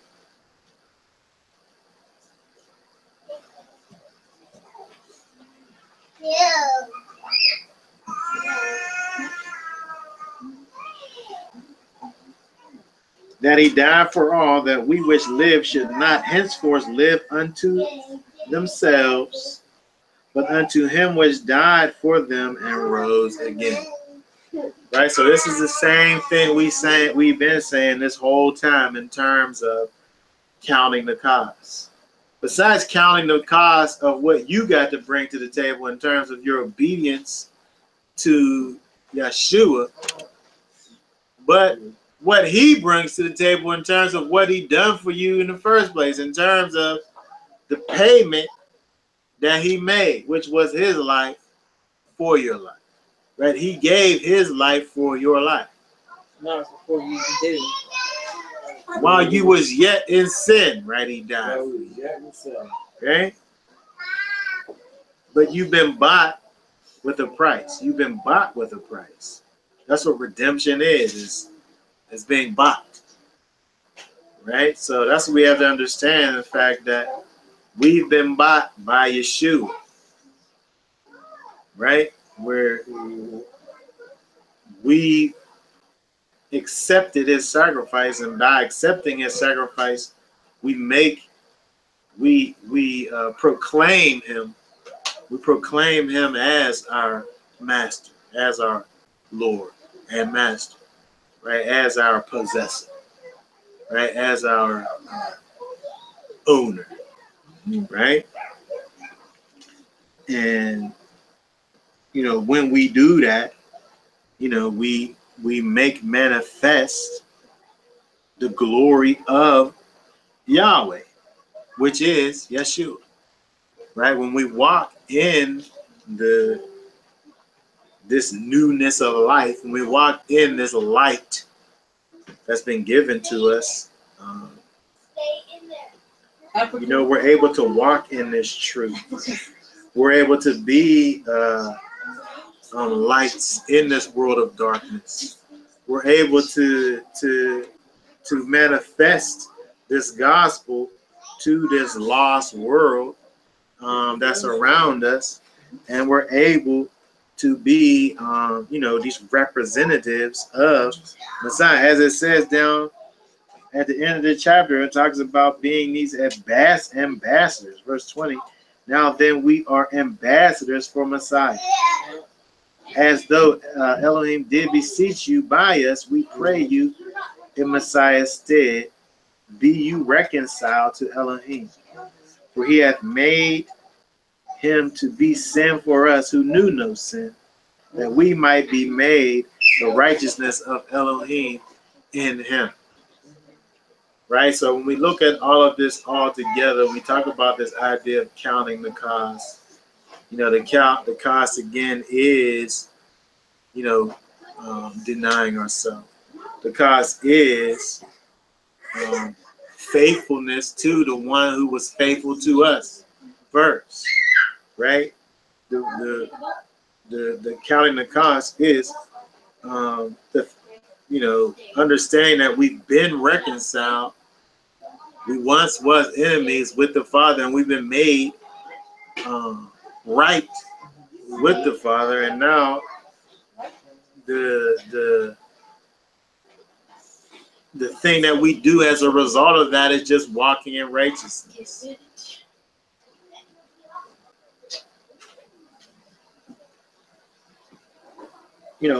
Us walking this life, where it says back in chapter 4, verse 15, for all things are for your sakes, that the abundant grace might through the thanksgiving of many rebound to the glory of Elohim. When we walk this life in a life of thanksgiving, right? We walk a life in righteousness as a picture of our thankfulness that we have for what Yeshua has done for us, in the first place, right? That's how we walk in thanksgiving, by walking in righteousness, by walking in the gift of grace that he's given us, which is the empowerment of the Holy Spirit to do the commandments.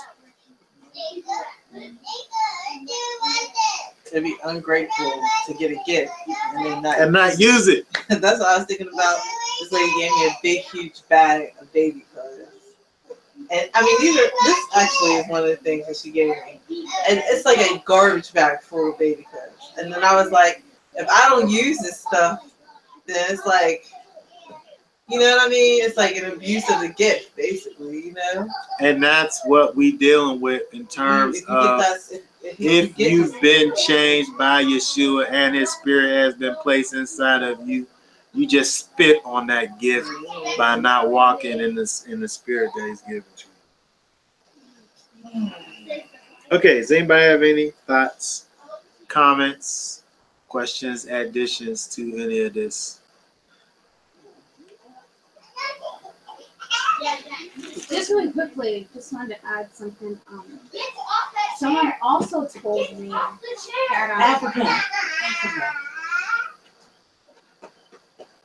what is wrong?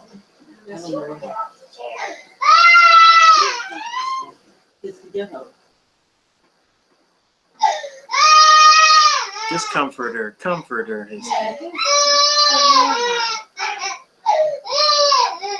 Anyway, someone told me that there was this was over shopping on the Shabbat. Yeah. And this person is kind of like will be considered like an elder or a higher up person. And at the end of the conversation, he made the statement that, like, since you were in this camp and I am the so-called leader of this camp, that you kind of do what I say to do, and then like when judgment comes, you know, since you are a follower of this camp or a part of this congregation, if anything, if the judgment was to be, you know, on the wrong side, that he would be held accountable, not the people following. So he's that. saying that if he asks you to sing, basically, then the sin will be on him, not on the person. Not directly, but indirectly. Like, I mean, no, I don't think anyone tries to make an effort to sin. Like, they will never say, like, I'm doing this to despise the Heavenly Father. But they will make excuses. Well, like, I have an Hold on. Well, wait a second. Before you say that, I don't know what the difference is between what you just described and what we just looked at in 2 Corinthians chapter 4, Right. where it talks about, but we have renounced the hidden things because of shame, not walking in craftiness or adulterating the word of Elohim, but by manifestation of the truth, committing ourselves to every man conscience in the sight of Elohim. If you want to sit up here and make any kind of excuse for the Shabbat, I don't know what you're doing besides walking in craftiness and adulterating the word of Elohim. I don't know what you're doing. It's scary. Like, you can't sit up. This is what Paul's talking about in terms of people sitting up here just making up their own thing. Yeah. Well, like people we know, the pastor will lift the band, quote unquote, on the Sabbath. So they'll go out and eat at Golden Corral after worship service, after study or whatever. Yeah. They'll go out to eat because he lifted the band. That's out of bounds. That's out of He bounds. lifted the No, band. but here's Because we don't preach ourselves, we preach Messiah. So I can't sit up here and make up no rules that go against the words of Elohim. That's me preaching myself. But here was the justification of it, was that we were all meeting up on the next day, so we all needed to shop and prepare for a holy convocation. Nah. That this, cause no, like seriously, he said no, because it's a holy convocation because we're coming together, like on a random day after the show. I know. You don't even gotta That's think hard. dangerous. You don't even gotta think hard to think about how wrong that is. But it's so dangerous because like I was the only person that said something, and it made it seem like I was. You was out of order. Yeah. It's just dangerous. It's scary that so many people That's what we do. They're follow following. after stuff. That's They're what we do. following After a man. After a Scary. person. I mean, there's so many scriptures that says like, "Blessed is the man like who doesn't follow after men," or something like that. Like, you're not supposed to follow Right. after men until the read. Like it's just so important to read. So this is just hitting home. And this is a problem with a great many people where they sitting up here following after these people. When we just looked at this in Corinthians, we're talking about not preaching the gospel of ourselves, Right. which is just the same thing as saying gospel of men or men's doctrines or man's traditions, right? Or Yeshua even talked about holding up the doctrines of men higher than the commandments of Yahweh. Right. Yeah. Just that order. That just resonated with me. Just how easy. I mean, you're not saying it out loud that you're putting the Messiah on the back burner, but like through your works and your efforts and what you say, it's very obvious that you are putting out evidence. So we gotta watch out for them kind of people and run away from them. He said renounce or detest, right? That's what it said. That word renounce again means detest, or to you run away. You run away from that stuff because it's no good. It's no good. Yeah. But it's what your flesh thinks is good. Right? It's good to the flesh because it's good. It makes it easy, right? If you want to sit up here and make these things that make things easy for you, we didn't read nothing about nothing easy going on.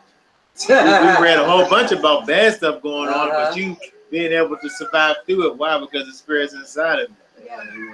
I've been keeping the Shabbat for a lot of years, so I know that it's a race. It's a race, and the finish line is Friday night. Yeah.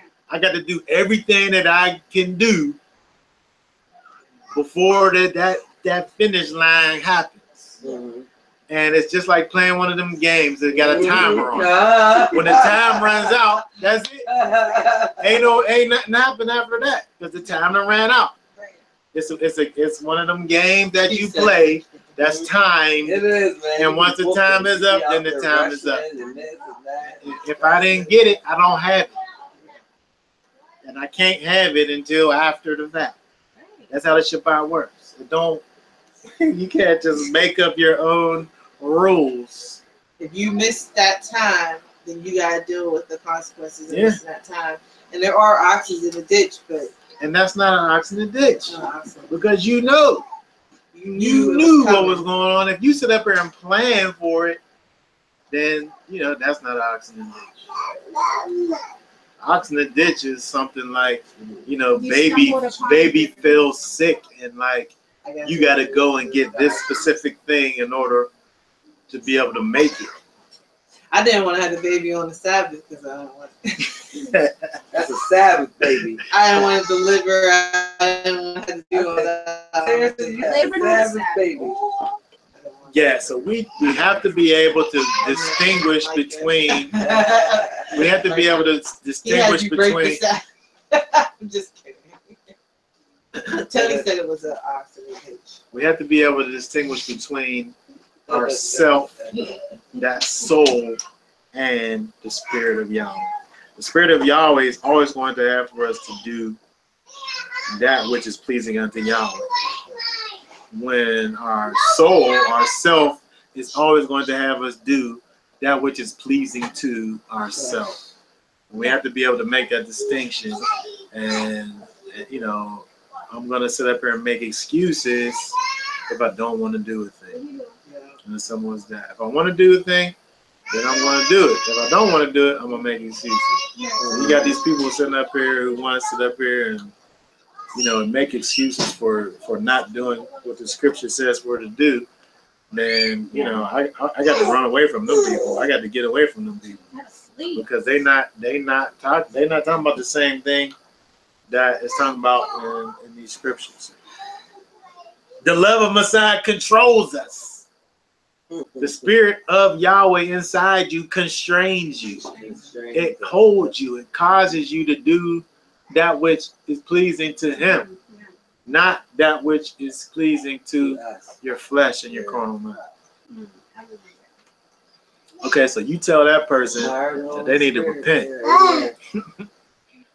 or tell somebody else to tell them in a nice way. Okay, anything else? No. Okay, if that's the case, then we'll go ahead and be done for right now. Shalom.